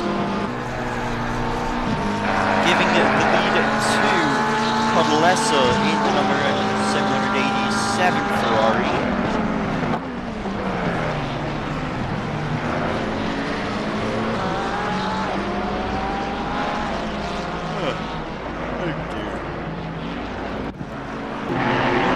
Have another battle beginning to unfold. It's we have a silly man in the Aston Martin chasing down Wolfgang Kuhn in the number 555 McLaren. That 555 is one of the last cars that needs to go into the pits, and it looks like Slater in the 43 McLaren's also opted into going to the pits. So now the Aston losing by on that battle, having to let a faster car by safely and effectively. Though should catch right back up as Kuhn also has to yield to blue flags, and the battle will continue to rage.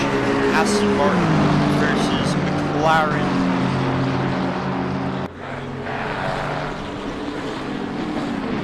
Coming through the first two corners here. The Aston taking lots of curb in comparison to the McLaren.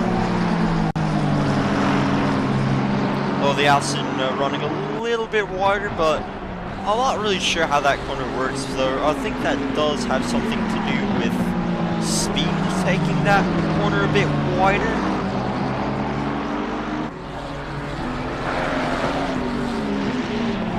Oh my goodness.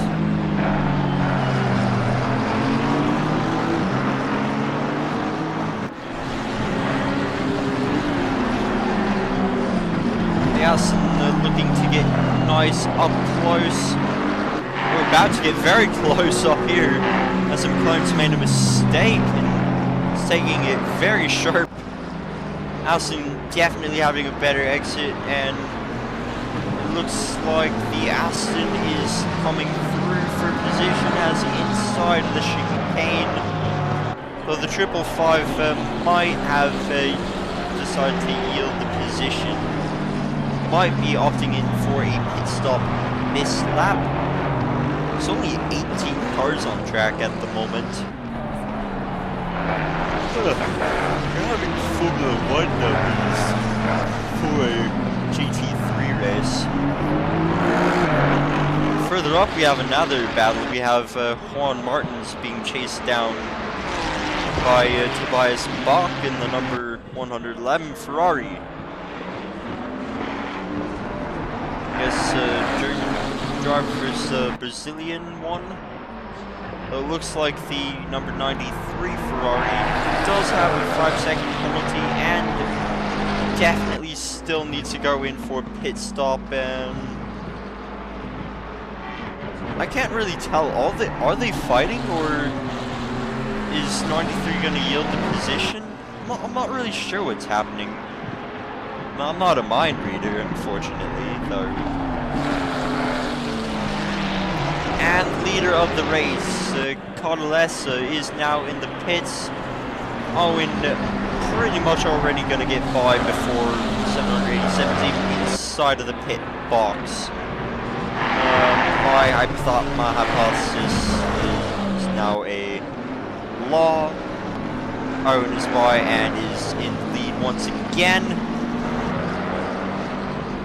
And now we are going to see the gap as after 787 comes out of the pits, we are going to see just how big the gap is. Header now coming through for P2.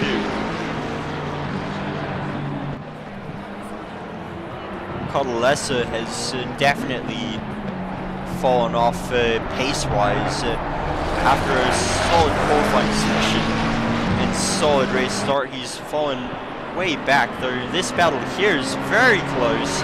Bumper to bumper, 111, I mean, about to go by Brazilian. The number 93, is he through? He has the inside, makes it through another. A McLaren also manages to slip by, and they're through both the drivers. Now they're going to start fighting. At this point for P3 now. Lots of position shifting.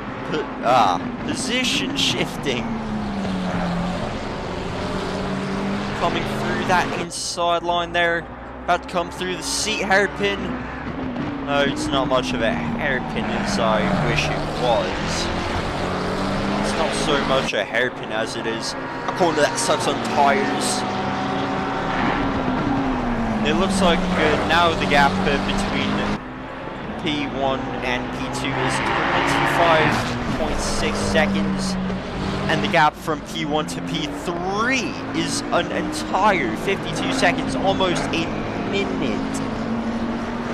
Cripps is incredibly fast around this track, but so is Tedder. Cripps opting for a two-stop strategy, most likely, in Tedder likely for a one-stopper, though I kind of forgot where the pits have been. Currently on lap 40.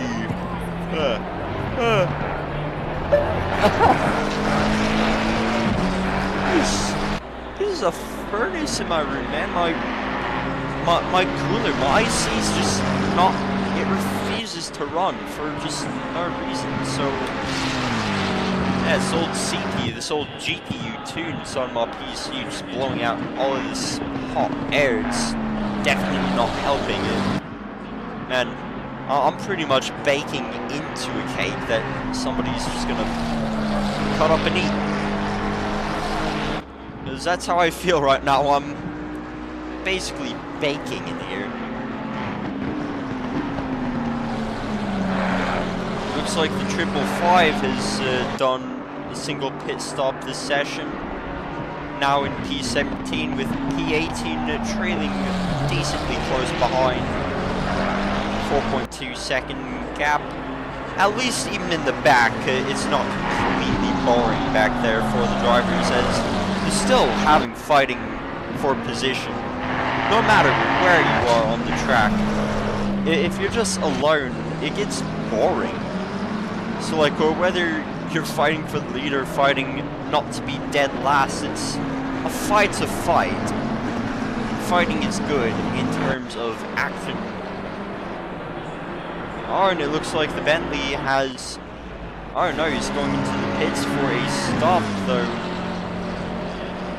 Is this going to be a two-stop strategy, or is the 327 going to retire? I can't tell because I can't see whether there's pit crew because ACC. I can only see my own and that's it, unfortunately. He's doing something, but I'm not sure what.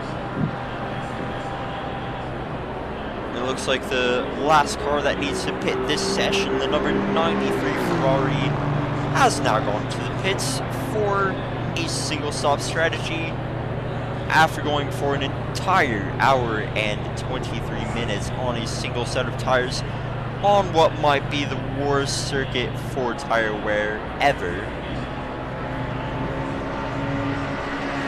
What is that Bentley doing anyway? Seems to be struggling. Might be a hardware issue. This is really gonna hurt position. Might be a hardware issue.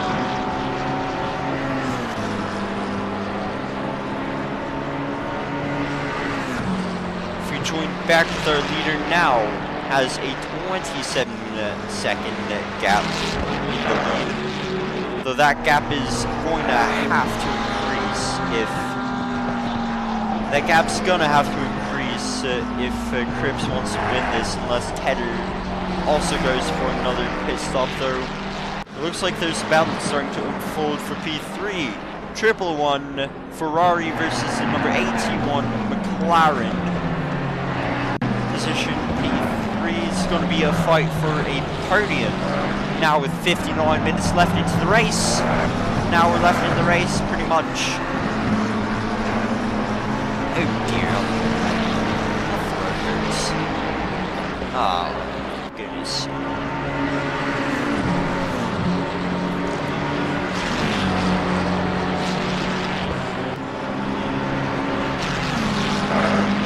If I do all this commentary enough, I'm gonna start to literally lose my voice, so I don't really think that is how it works. It's gotta be something like that. But I suppose that further ado, it looks like they're coming up on some back markers here. Bunch up of 4 cars right here, sounds like a good chance to use the helicopter camera and make good use of that. Oh, it's been an incident. What the heck is happening there? Let's play it back really quick. So it looks like, oh, they're just cars plowing into each other. This is the second time there's been a bad pileup at the seat corner, which now we're going to see more penalties begin to pop up on the board. I'm sure who they are going to be for, I don't know, but it looks like the battle between the McLaren and the Ferrari are still raging on. Now the McLaren ahead of the Ferrari of Bach. Belansky seems to be trying to do this solo, and Owen might be going solo as well, though I'm not sure. Tippy, if you're watching, can you confirm if you're driving or not? That would be really nice to know.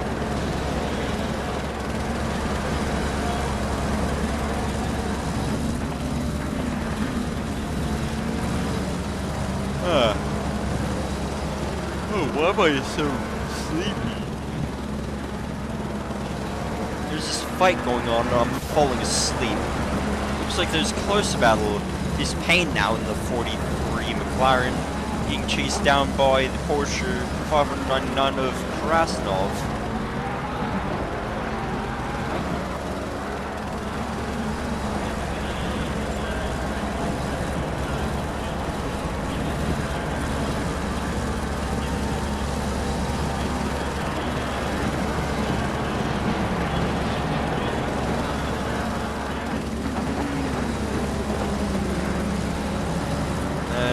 Yeah, this Porsche and McLaren are getting very close, so it looks like there's been another on-track incident.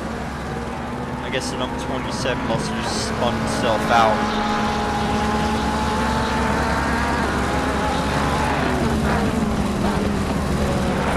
It looks like Matthew Yates has been put back into the 327 Bentley. It looks like the driver must be having hardware issues or something, just couldn't continue driving, so it's going to be Yates taking the car to the end of the race.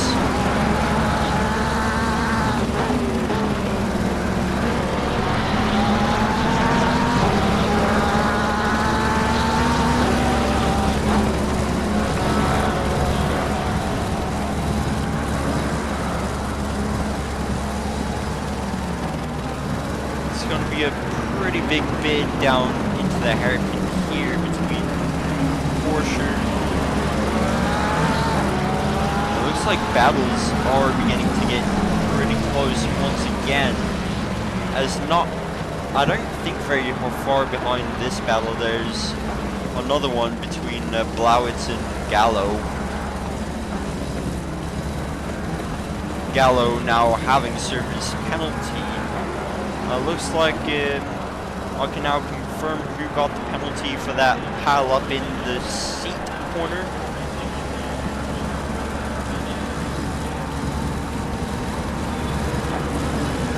Oh, and they made contact.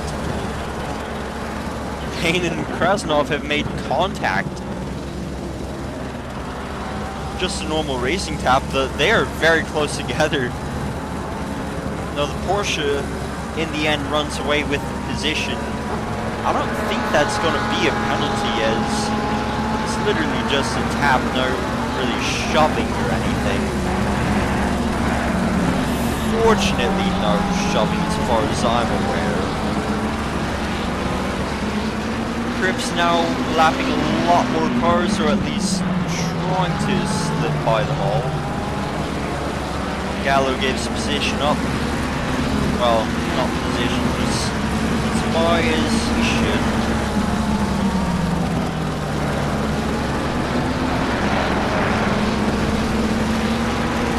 As far as splitting the battles up, leader coming through. I guess it is the leader's job to kind of split the battles up.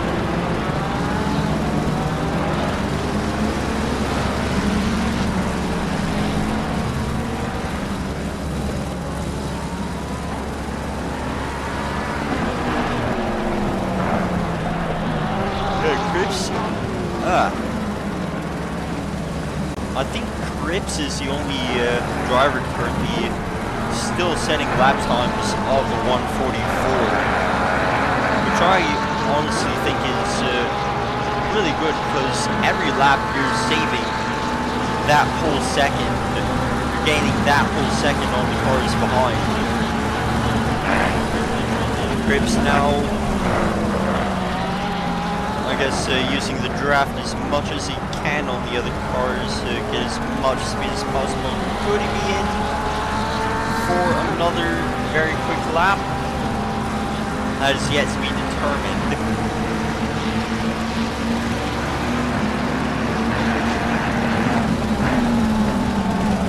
I have to say, it's definitely pitch black on the circuit right now.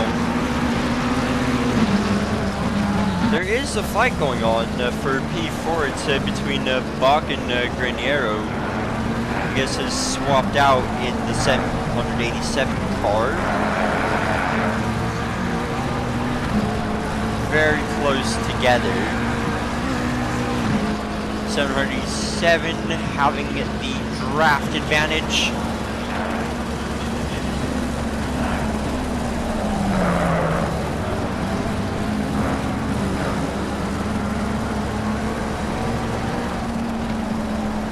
And coming through turn 3, it's a pretty close fight between these two Ferraris. One of them definitely has a penalty, and I don't think he's going to be able to hold that P4 with how hard Graniero's fighting. And coming through the C corner here.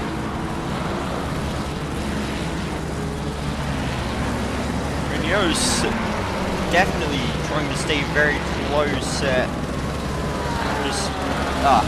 What was the word? I forgot the word.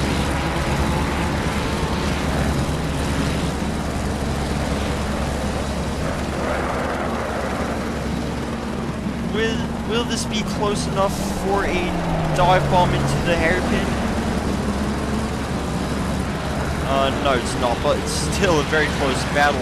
Speaking of battles, it looks like another one has going down. Looks like Kiko Gallo has made it by Blauwitz in the 51 McLaren. And Graniero slips by Bach through that corner right before the chicane and is now just going to comfortably run away with it. The faster driver makes it by, and I guess it's just running away with it from there, though. Looks like Blauwitz isn't just going to give up P9 that easily. No, he's still trying to make a bid for it. Goes side by side, but doesn't keep... Oh, almost makes contact as the 444 struggles for grip, though. Definitely closing that door.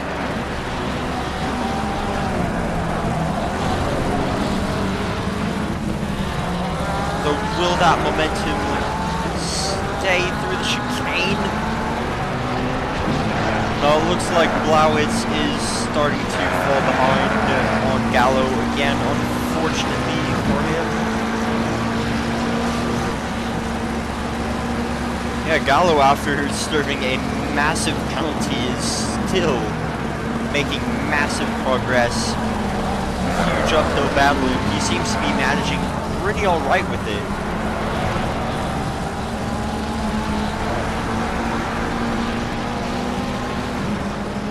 There really isn't any closer gaps on the circuit right now.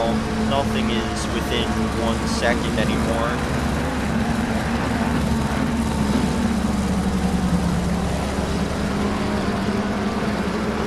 And once again, the racing becomes boring. Cripps is now 31 seconds in the lead ahead of Chris Tedder in this very pastel number 2 McLaren. For those who probably have already seen the livery, but in case you haven't, I do like these pastel colors, and right with that pink and blue Bentley too. I mean, it's a match made in heaven, the pastel colors. Well, I think it's a match made in heaven right there.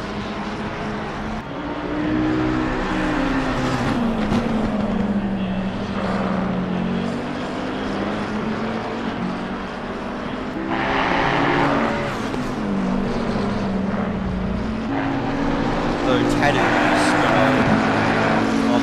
should slip right by the Bentley, because Bentley is yielding to blue flags into the hairpin, letting Tedder by nice and cleanly. Great race etiquette, I have to say.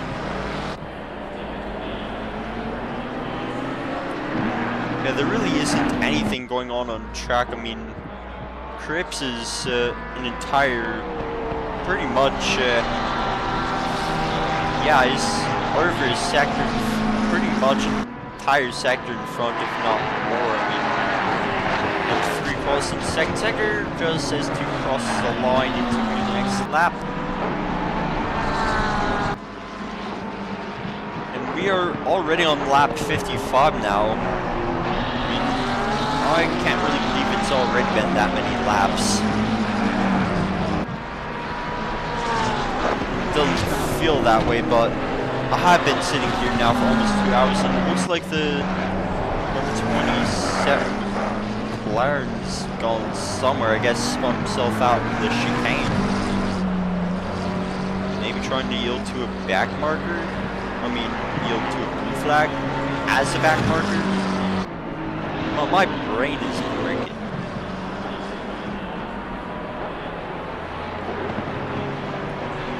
Yeah, now the number 7 car is being lapped. I'm not sure if this is for the first time or the second time, but no, it's going to be for the first time, looking at the gap to leader. Entire laps worth of time behind the leader then. Just for that split second, the Porsche was on the lead lap, but again is lead lap. Yielding to that blue flag there. Got some mad blue flag action here. Very exciting. Wow. Very, very exciting blue flag. Not really, I'm just bored. Absolutely nothing happening on the sure. Oh, I take that back. The number 43 car is fighting with Kiko Gallo now.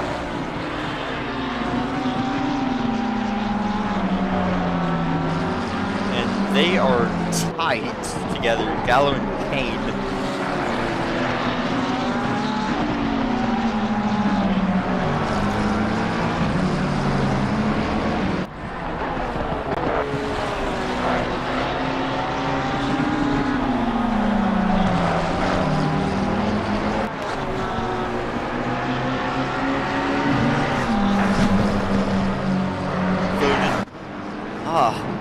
I'm not really sure what happened, but like so there wasn't any gap, and then suddenly there's a gap that was less than a second. Oh, and Gallo makes a really ambitious move, but isn't able to hold that and loses the position again.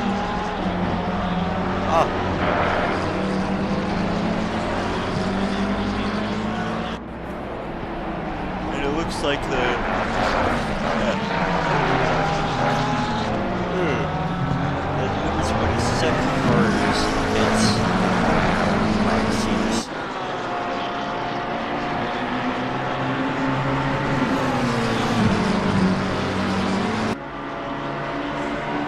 sorry guys, I should not be this tired right now, but I just feel sleepy for no reason. Like, probably just that motor is a furnace, I'm baking inside of it.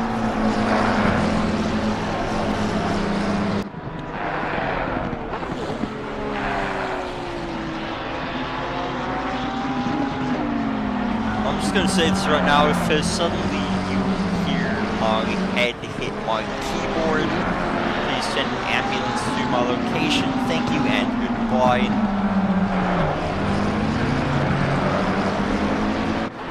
Yeah, pain is not making it easy for Gallo to get by, let's just say that much. And we have more cars in the pits. It looks like Chris Tedder is going for a 2-stopper after all. Cripps should have a flawless win here. Flawless 2-stop victory. as more cars are heading to the pits. P2 runner in the pits. And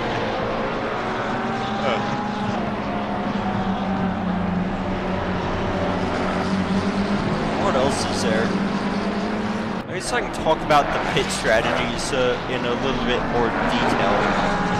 Some of the drivers in this championship, depending on the circuit, have gone for either a 1 pit stop strategy or 2 pit stops.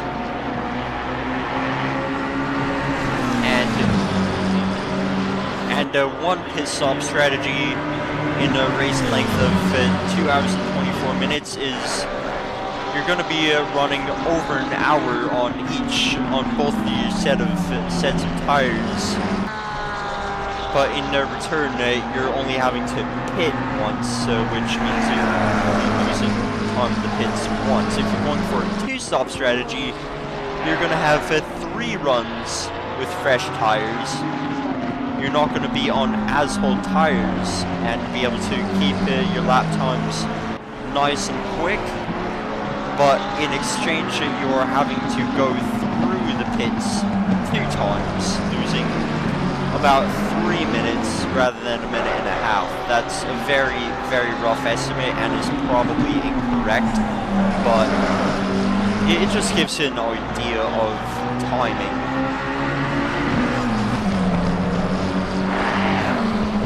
Payne is still defending like crazy from Pico Gallo. Coming into the hairpin. Gallo right on the bumper of Payne.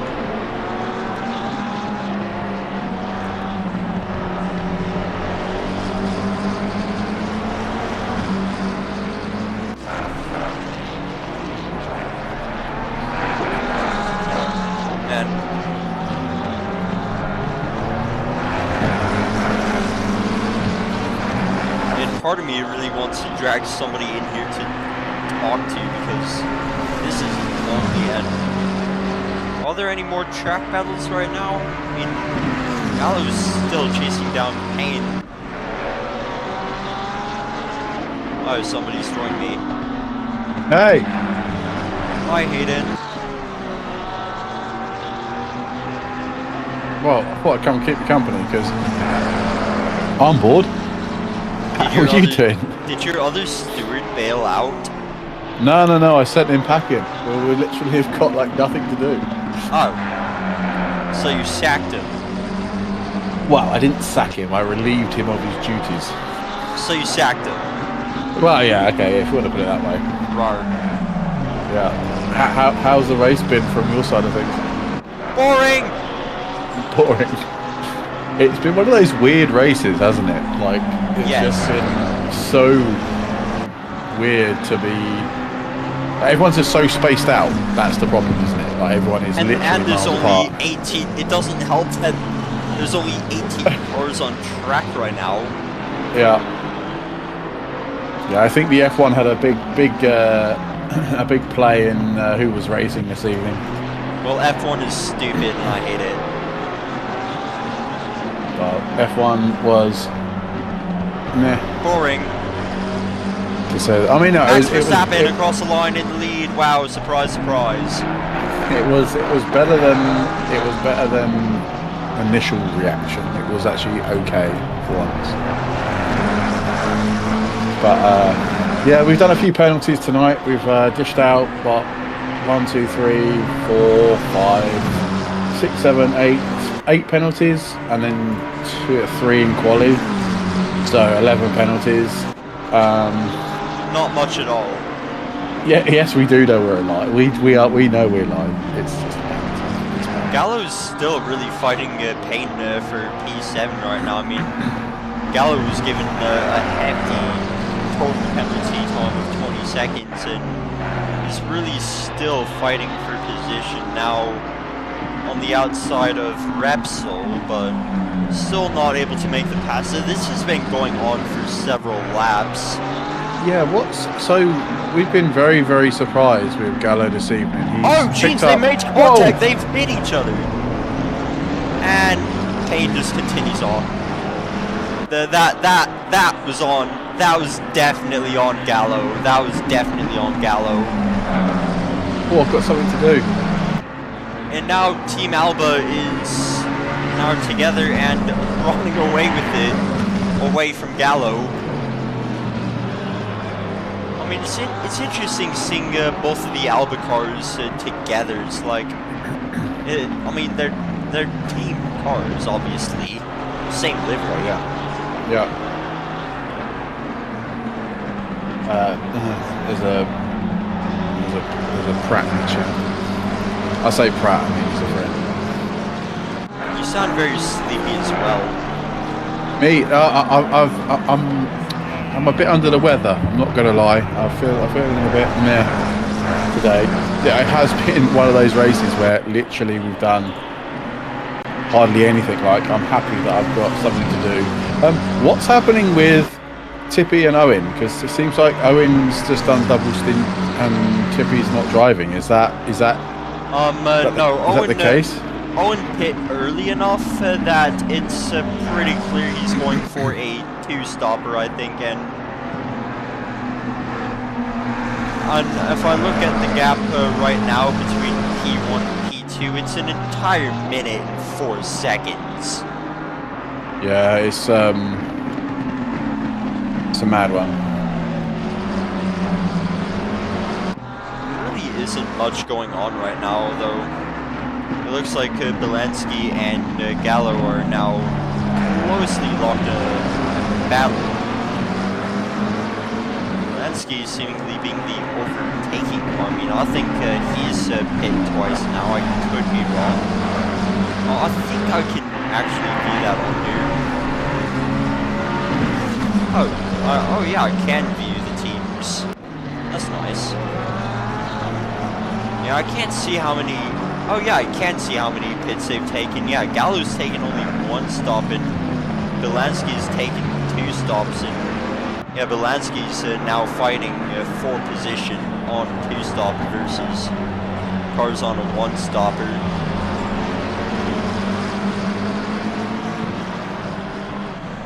But yeah, it's been relatively quiet one today. Oh, there's another one. Is that check? And nicely enough, it does. I have finally found where it tells me where the cars finished qualifying and started in the race, which is nice. It's nice to reference that and say like look at this Aston here, silly man. I mean, his team started P22 on the grid almost dead last and has climbed 9 positions to P13, avoiding any and all drama. Just for example, but I love me in Aston Martin. I hope they put the Evo in ACC. I really hope they do put the Evo in ACC. It would be a perfect addition. And also an excuse to make it alongside the Chevrolet and the Ford Mustang. You know? That'd be nice. It'd be good to have another few more additions to the grid for sure. In my opinion, keep ACC alive. Well, I think ACC has had a nice little bump of, what's the word?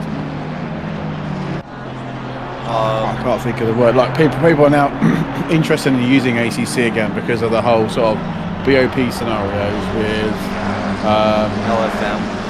LFM and stuff like that. So obviously being able to race against another vehicle really close to one another is actually what racing should all be about. Whereas previous to, look at this championship for example, the Ferrari is ridiculously quick around this track. So people like such as Owen or 787 111. Lowitz is losing a position down this stretch here. I forgot what I'm doing. Oh no.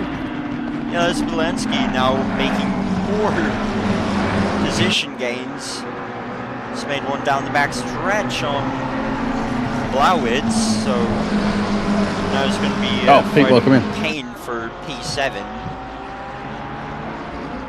And my throat hurts. But yeah, it's more of a purpose to play ACC now. That's the word I was trying to find. It's more of a purpose to race in ACC now with the LFM updates. And obviously, we'll be following that in like basically all of our events 2024 will be with the BOP added. So we won't go forward now effectively with brand new events unless it's got the BOP attached, because it's good to make the grid a lot closer together. And a lot more diverse as far as cars go, because look at this. Exactly. It's all Ferraris and McLarens.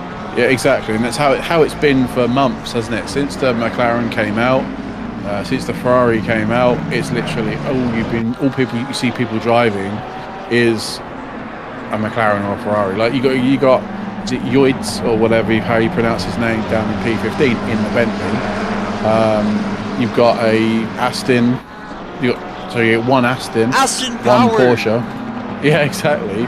One Porsche, one Bentley. The rest of the grid is either a McLaren or a Ferrari. I literally do not want to give up the Aston Martin. I love the Aston, don't get me wrong. I had a stint driving the Aston and I absolutely loved how that looked. Like, I love tried to convince me to change to the Ferrari, but like I just cannot get grips with the Ferrari. It doesn't feel good. It's just, you only drive it because it's the meta. You don't drive it because you like it. Yeah, exactly. That's I think the problem with ACC now. Yeah, exactly. You drive the car that you feel like you're going to be the quickest around that track because everybody else is driving the same car. So you jump into an Aston that's not so quick on a certain track, you'll get the back. At that point, just race Porsche Cup or something. Exactly, yeah, exactly. So like it just turns into Ferrari Cup or McLaren Cup in the case of Spa. Yeah, exactly that. So yeah, we won't go forward next year without applying the BOP to all of our races, because I think that's just going to be fair. That should make the like this is now boring because the Ferraris are rapid and everybody else is slow. Like Owen does not have a minute lead.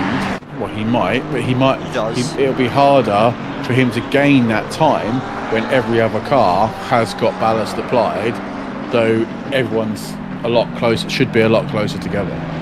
So yeah, it's down to then the driver. Yeah, Owen's a fast driver. That's not taking anything away from that. But is he like a minute faster over this period of time, quicker than the guy in P2? Because the car's meta. But then the other guy racing behind him is also in a Ferrari, so then the answer would be yes. So it's like, we just need to even the grid out. I think that's what needs to happen. It's very apparent. Is Nissan drivable again? Yes, let's do that. No, I had an idea. What if we did a McLaren 650S Cup? 650S Cup? Yeah, the 650S. That's an interesting. That's an interesting. See, that's an interesting concept. I'm not crazy.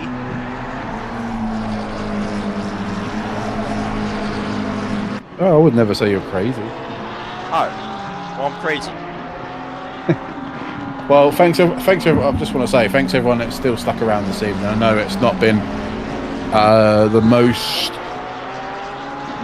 insane race in terms of incidents. Ari, I've listened to Ari the whole time. He's done his best. I'm tired. He's also done a fantastic. How could you be tired? It's like lunchtime, isn't it? Your time? It's 2:34. Yeah. So how can you be tired on a Sunday? But yeah, no, I appreciate everyone popping in this evening and hanging out with us. We do appreciate it. I got really bad sleep last night. Oh, really? Yeah. I'm not blaming it on the person who might be watching the stream right now, or who might have popped in the chat, maybe, or may not have popped in the chat. I don't know. I'm not going to say anything else. Goodbye. What? So someone popped in the chat earlier then, did they? What? What? Was it someone that popped in the chat earlier?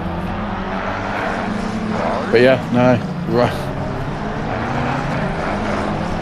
We've only got one more race to go, but we've got Kyle Army next week, and hopefully. Hey, then I can sleep.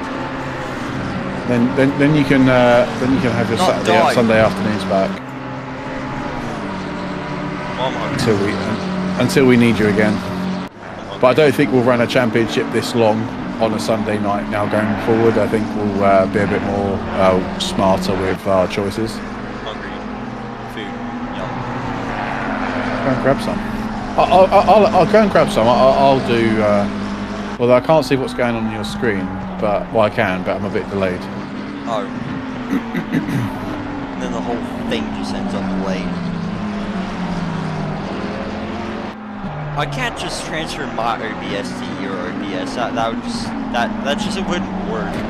No, because I need the game. We can't just annoyingly we can't just end the stream. Catch Martins.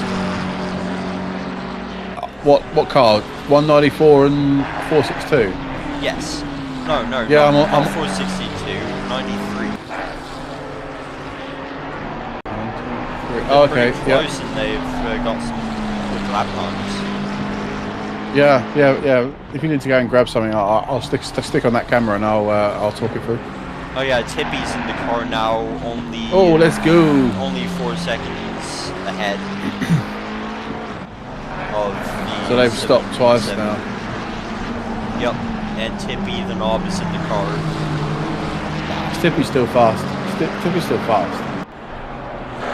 Okay, I'm gonna go do stuff. Find something to talk about. Bye. You need to end the stream when you finish. I'm not gonna end this. Oh, okay. Yeah, come back. You've got 26 minutes. Come back after before the end of the Yes, stream. I'll come back. I'm just gonna mute myself.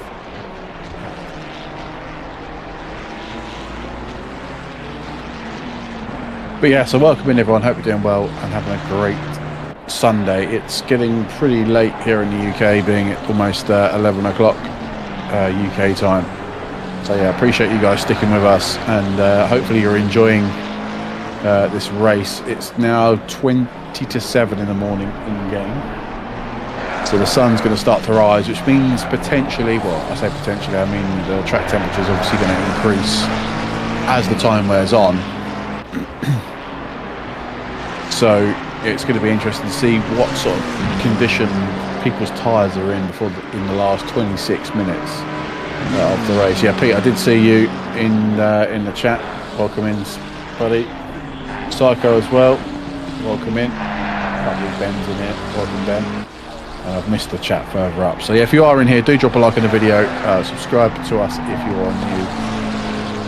Not yet a subscriber to the channel. Also, if you'd like to become a member of the TOGA Motorsport family, then you are able to do that, although we won't not push it down your throats. As down inside we go, Blay in the 194 McLaren sort of forces the Ferrari off track of Martins. We have another contact for me to look into at the same time, so I'll have to deal with that in a minute. But that was Blay going up the inside of Martins, or was it the other way around? 194. Yeah, they've not switched over my time screen yet. So yeah, 194 goes up into P11 and goes off. Well, pushes 93 off track. A bit naughty, but the position is kept. But yeah, stewarding's been relatively simple and quiet tonight. It's not been too many incidences that need to be heavily dealt with. There was quite a hefty incident between Owen and is it Granaro or car 787 quite early on in the race. So it could have gone either way, to be honest, but we did rule it as NFA in the end because it was a racing incident. They both went for the same piece of tarmac at the same time effectively. Owen did gain an advantage, but if you look back through the replay, he did lift to allow the 787 car to basically pull up to the rear of Owen's car, which obviously that meant that the time gained has been given back effectively. Owen was effectively alongside and most likely would have got the position made if they didn't basically touch, and it was literally just a tiny touch for them to have a slight incident and Owen to go off. It was lucky that I didn't both spin, to be fair. But so I ate one. Oh, nice. But could you go to car 444? He's battling.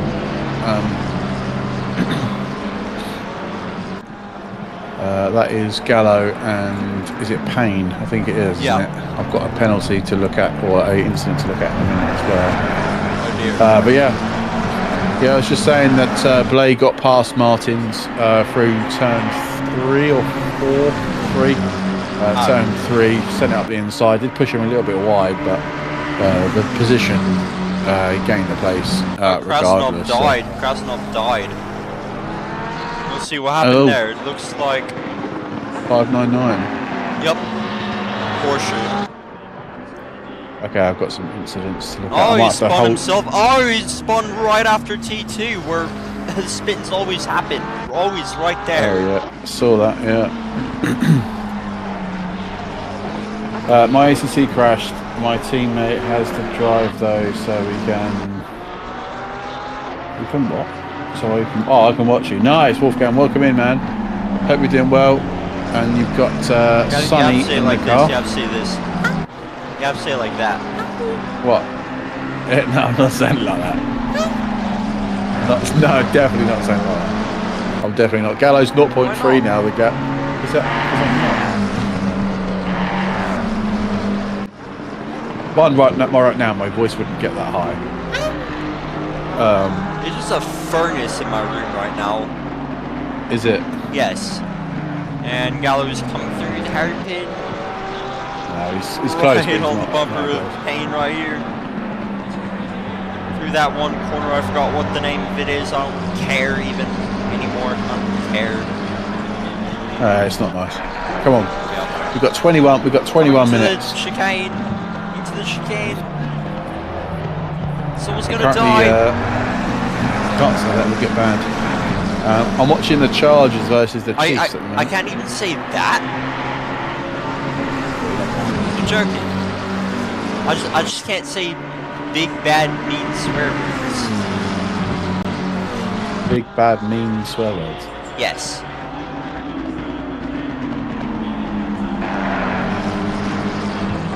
Okay, right. I'm not gonna. The gap is really close between Gallo. It is super close. And Payne. Yeah. Yeah, the sun has fully risen now. Sort of. Looks more like Pretty clouds. It's a bit murky, isn't it, actually? Well, the clouds should stop the track from suddenly getting incredibly hot, so... Yeah, true that. That is wise words spoken, that man. Well, what if it just started raining for 5 minutes and then just stopped raining? That would be an epic end to the race. It'd be funny. And shame you can't add in dynamic Slash rain. Yeah, exactly that. Slash rain. Thanks, please. Thank you. Slash admin me. Slash kill all.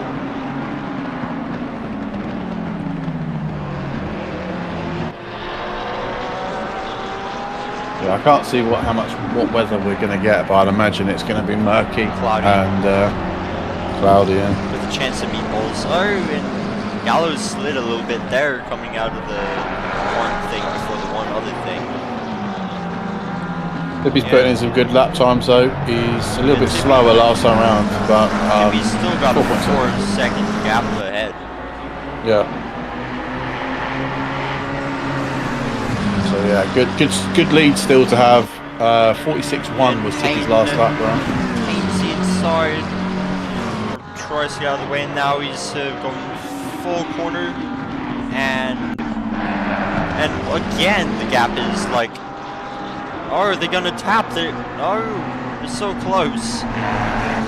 Super close. Oh, he's on the outside. He's on the outside. Not the. Oh, they've hit. Oh, that is just dirty. That is not racing. Yeah, that's very poor indeed.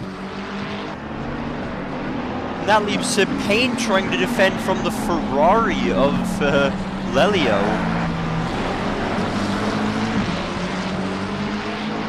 Kind of has no choice but Lemba, because yeah, now the tires are all messed up after that spin. The car's probably a bit messed up after that hit. Oh, and it looks like 111 spun out after turn 2. Yeah. Oh, Bok, sorry. Tobias Bach in the number 111. Yep. The classic spin out of turn 4, and Tedder with the current session best lap. Well, I thought it was being held by... Oh no, he set a 143.9.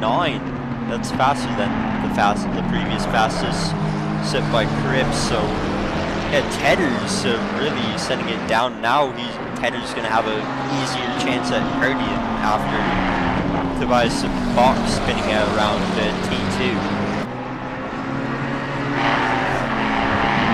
See, how many pit stops has he done? He's done 1, and Tedder's done 2 stops. There's a real mix-up between who's done 2 stop and who's done 1 stop.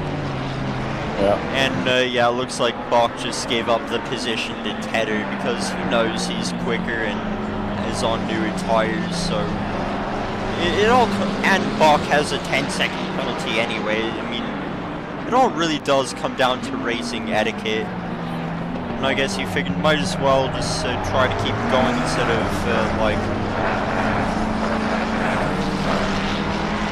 Well, the gap between P4 and P5 is 30 seconds anyway, so at this point that 10 second penalty doesn't really matter much, does it? Nope. Sure doesn't.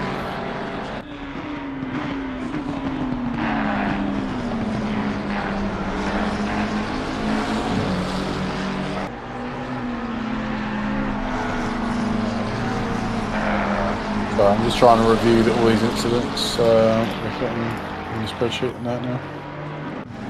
Payne and Lelio are getting pretty close. I think Payne's going to try to make a move again, get back up into position.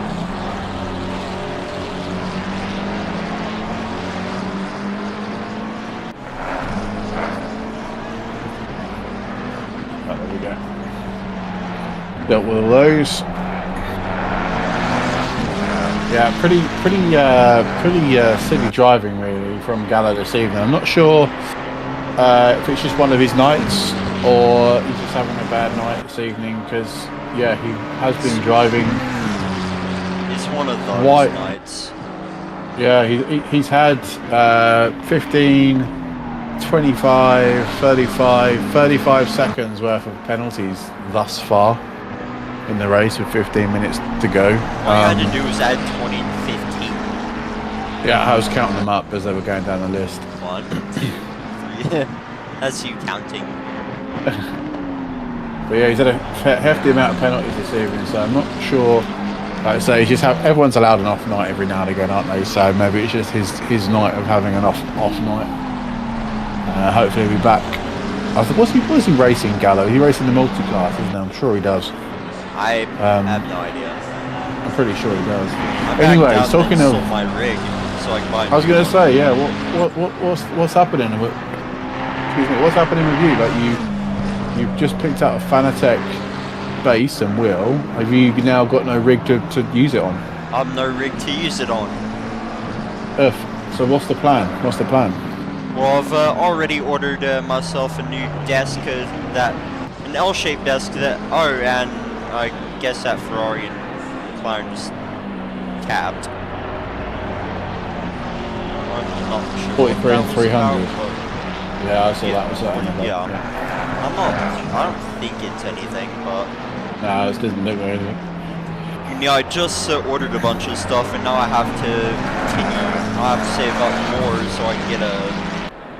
I'm looking at a Playseat trophy. Apparently, it's very, very good, especially compared to the Playseat Evolution. Like, apparently the Evolution is just a complete joke.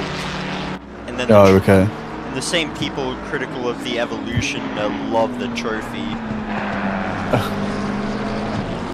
And I'm like, the trophy does look a lot better and actually meant for a direct drive wheel, so. Okay. Yeah, hopefully it all works out.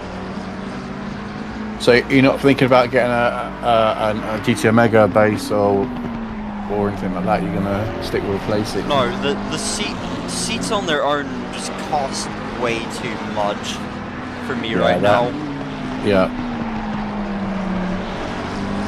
No, you're not wrong. They are quite expensive for what they are. Don't get me wrong, it's good kit, but still, yeah. If you're on a budget, then yeah, that's completely acceptable. I mean, yeah, I just ordered myself a new CPU cooler, RAM, and an entirely new desk for just my normal PC setup to go on. So my plan for that was to actually get I mean, you saw my situation earlier when the PC was like on the other side of my like bed and stuff. It's just wires everywhere, and I'm like, I cannot keep doing this. No, that's fair enough.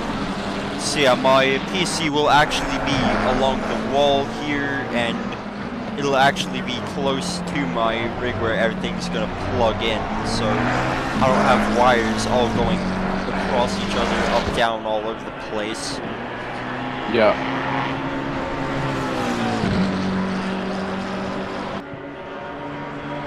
It's very nice, I hope. Yeah, decent. So when you think about getting your play seat, then we just got to do a bit more saving. Well, my reason for doing a CPU upgrade first is... Well, basically, my CPU was like really killing the experience of everything. Like, on the old CPU, my ACC was just having awful lag issues to the point where on a race finish, I ended up having no choice but stop in the middle of the track because my game froze for like 20 seconds. Oh, okay. Yeah, I was not happy about that. And I think that was caused by the CPU suddenly processing a bunch of information, though. It's so weird that those freezes only happen upon race start or race finish. Well, like it's obviously doing something, isn't it? Yeah, it's doing something. So, like, my starts were always super bad because I couldn't see the green light until, like, half a second later, which is a lot for a race start. Oh, there's close gap between Gallo and Krasnov. So you're going to get a graphics card upgrade next? I'm probably going to get the play seat first so that I can actually like kind of enjoy a bit before, because my 1660, I mean, it can't run super high graphics, but like it's not having, I mean, the GPU is really just processing the graphics. The CPU along the CPU is just under the heaviest load. I mean, it was only a Ryzen 5 2600, so it's pretty low power in comparison to what I've just ordered. Got you.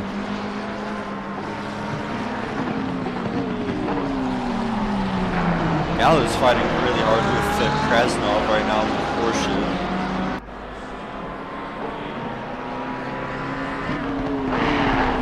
Yeah, I was saying earlier, Gallo's race has just been an uphill battle and it hasn't gotten any better. Yeah, Gallo, like I say, I think Gallo is struggling with something this evening.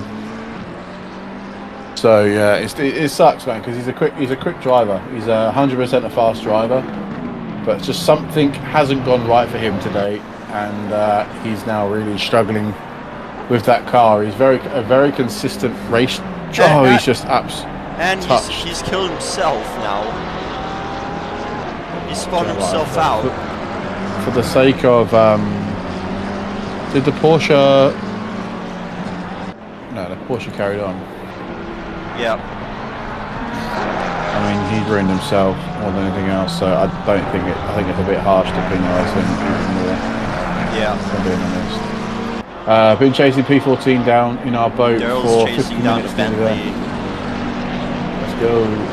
Keep going, Matthew. Past him. Right, okay. Gallo is not the gentleman. Yeah. Sorry. Oh, come on.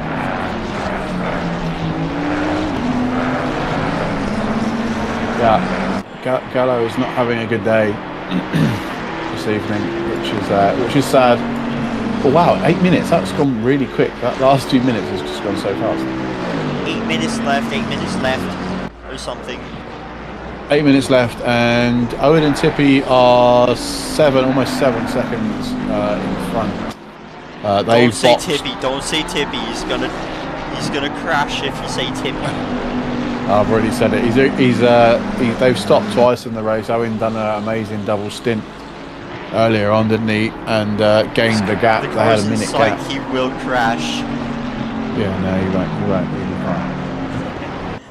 Commentators first. Yeah, I know. But yeah, last call, guys. If you're new to the channel, please do consider hitting that subscribe button. But most importantly, do drop a like on the video. It is free, it doesn't cost you anything, and it really helps our channel grow even more than what it already has done. So yeah, just a simple click of the button. If you guys wouldn't mind, that'd be absolutely fantastic. Thanks for the 12 likes we've had so far. If we can get to sort of 15. They like me more than they like you. Exactly. Drop a like for Ari. Drop a like for a lovely dragon. Ari the dragon. Fairy dragon. Oh right, yes.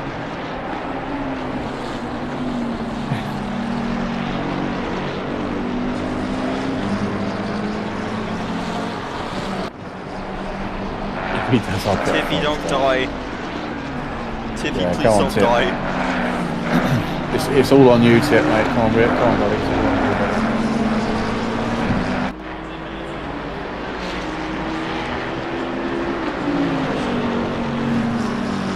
Yeah, had him pitted and accidentally put no fuel in. Had to call around 1.8 litres for no. Oh no!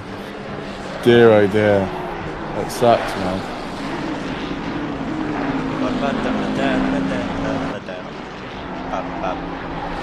Well, P14's not bad. Well, considering these are good haul of points people are going to get this evening. People that have stuck it out, still going to get some good points, which is obviously always good for a point stall. Considering there's have like 10 people. Well, this is the. Well, I think the F1 has a major factor to do with this race. Well, F1 is stupid. Well, that's your opinion. In fact, well, it's going to be interesting because how many people checked out of this race? Let me have a quick look. So for today's race, we have 1, 2, 3, 4, 5, 6, 7, 8 people sign out. So you had 8 people to the 23 that started. That's a grid of over 30. I didn't know people cared about Texas that much. Yeah. So yeah, we've already got 3 people signed out for the last race of the season.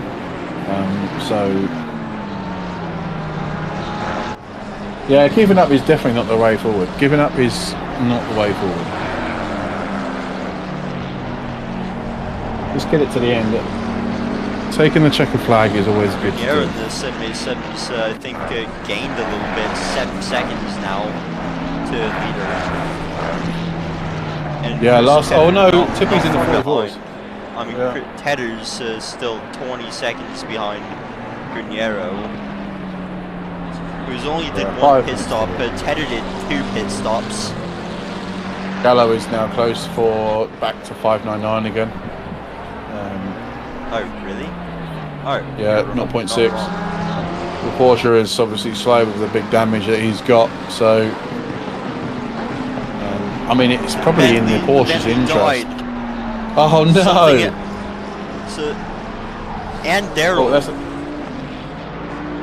I think that's Daryl. No, there's a collision between 327 and 555. I shall investigate.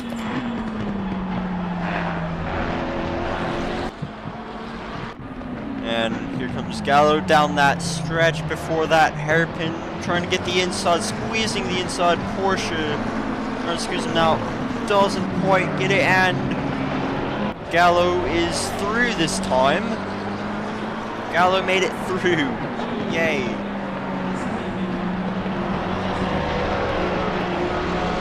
Massive uphill battle, mate. Massive uphill battle right here. Oh my god. Coming through the chicane here. And the front corner.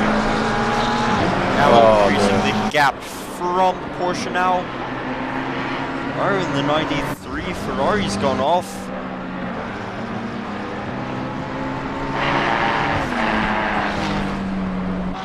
No, I saw the rejoin. Yeah, it's not good.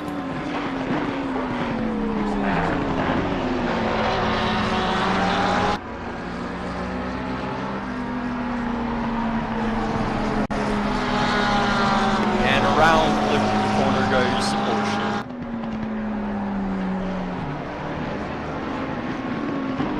There's only 3 minutes left of the race, and I want to sleep.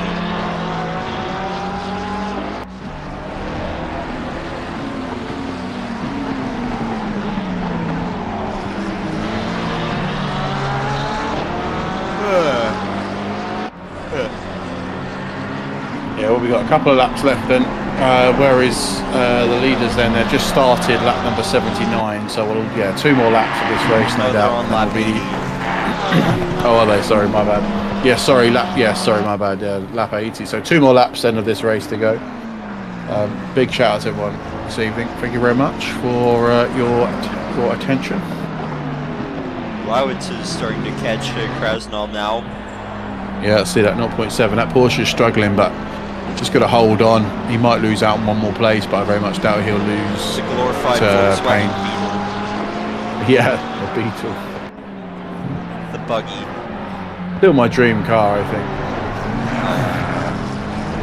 I don't mind it being called a Porsche. A Beetle, so a buggy. I still would buy one with my actual hard-earned money. It's a bug. Squash it with your foot.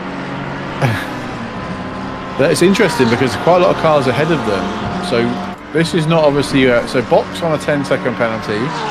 He is going to. What's he going to do? He's going to lose out. Is he not? Is he going to keep P3? Oh, sorry, P4. Sorry. And Tippy's coming around to begin the final lap of the race. Alright, man, the leader is on the final lap. Give it a final push. I do feel Gallo should have a bigger penalty with car And 3. there's some cars getting all bunched up here behind Tippy.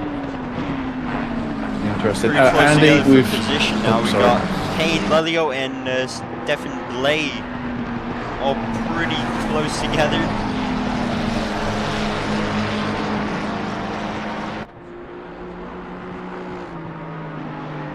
Sorry, I jumped over you there. I do apologise. I was just saying to Andy, open up a ticket if you feel like it's deemed more. I think Blay's gonna overtake Lelio.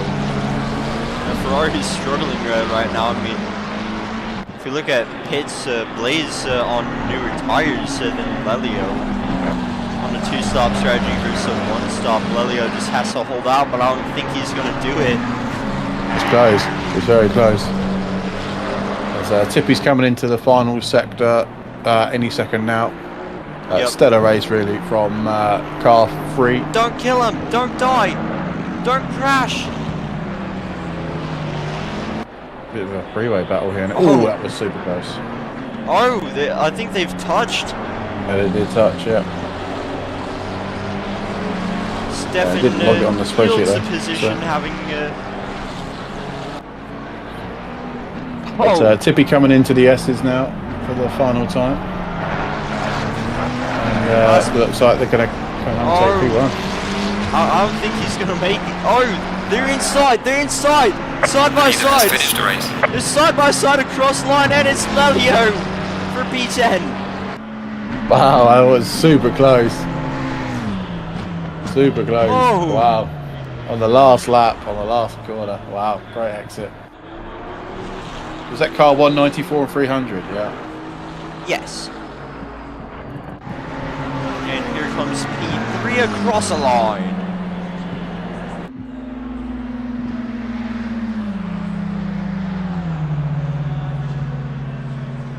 Who else is coming up behind? We have the Aston Martin. Oh, looks like there's another gap. We have Blauitz and Krasnov still. Krasnov in the damaged Porsche on the final lap. Oh, the McLaren behind ran really wide. No, it's not for position.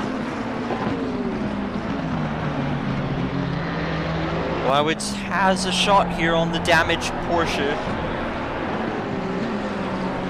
Through the final sector. Coming up on the last series of corners.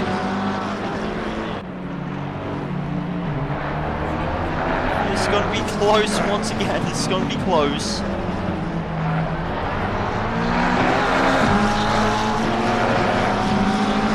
And it's gonna be the Porsche across the line first for P7. And across the line. And across the line. And the last cars have come across the line, and the race is over. Winner of the race, Tiffy Boston Owen Cripps in the number 3 Ferrari. Oh, what a race. I think with that, it's time to put up the ending slide. As usual.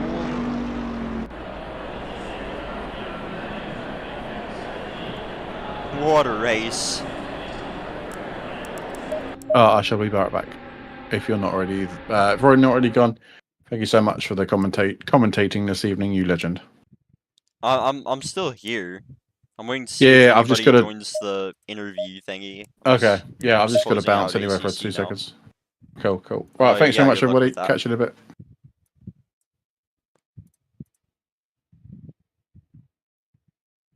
Ba, ba, ba, ba, da, ba, ba, ba.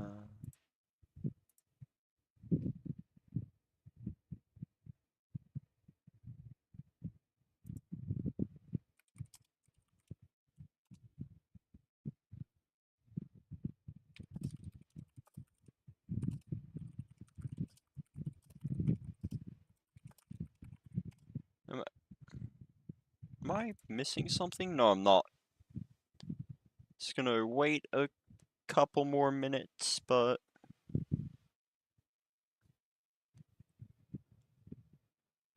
it seems nobody joined the interview waiting room so far.